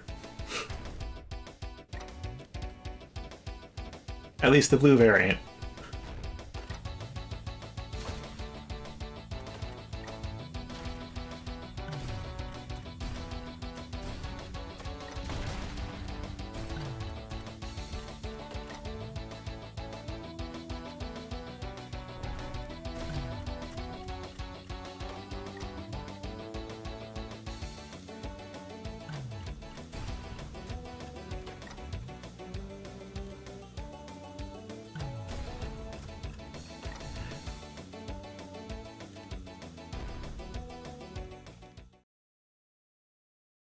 Yes, he is. Not only is the alt-fire time-freezing the rockets, he is fucking writing them. I will replay that so you can watch.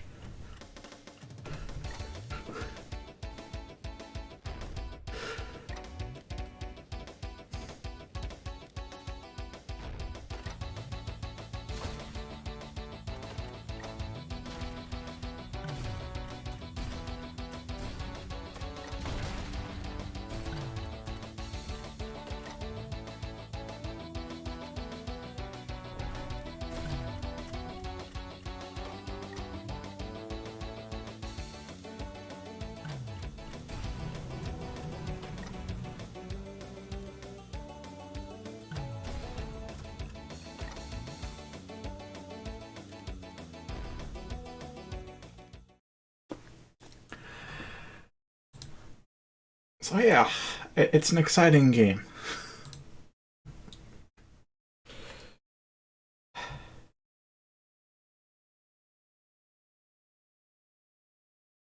Oh, also an arm I don't have. There is a grappling hook arm. Don't have that yet. Get it in the second layer.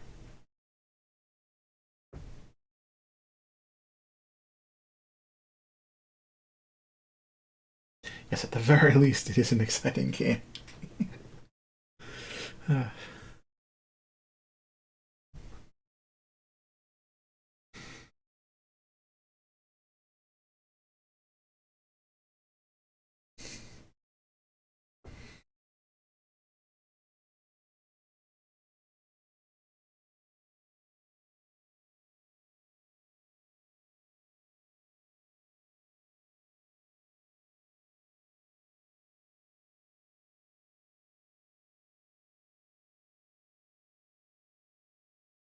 It's a fun game, but it definitely... the bosses are hard, the actual bosses. The prelude kinda has a boss. You may end up dying it to a bunch, but it's gonna be a normal enemy pretty soon. But the actual boss for the first section of the first layer, I think, is it's hard. It could be 20 minutes on its own, or like 30 seconds. It depends. It depends how you combine your weapons. You can make some crazy combos with it.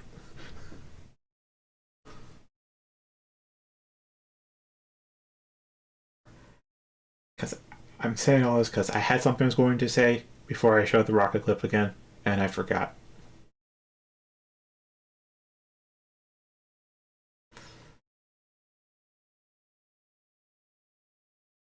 I guess it will stay forgotten forever.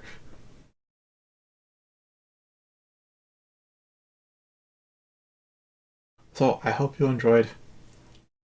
Again, I don't know if it'll be the last of Metal Gear Rising. We could go to Ultra Kill next. We could go to Katana Zero next. That's also been on my list. We could play more Ultra Kill if you want to live through me vicariously. Either way, tonight's stream has come to a close. So have a good night, and have a good week. I'll be back Friday, and maybe I'll see you there. Very well.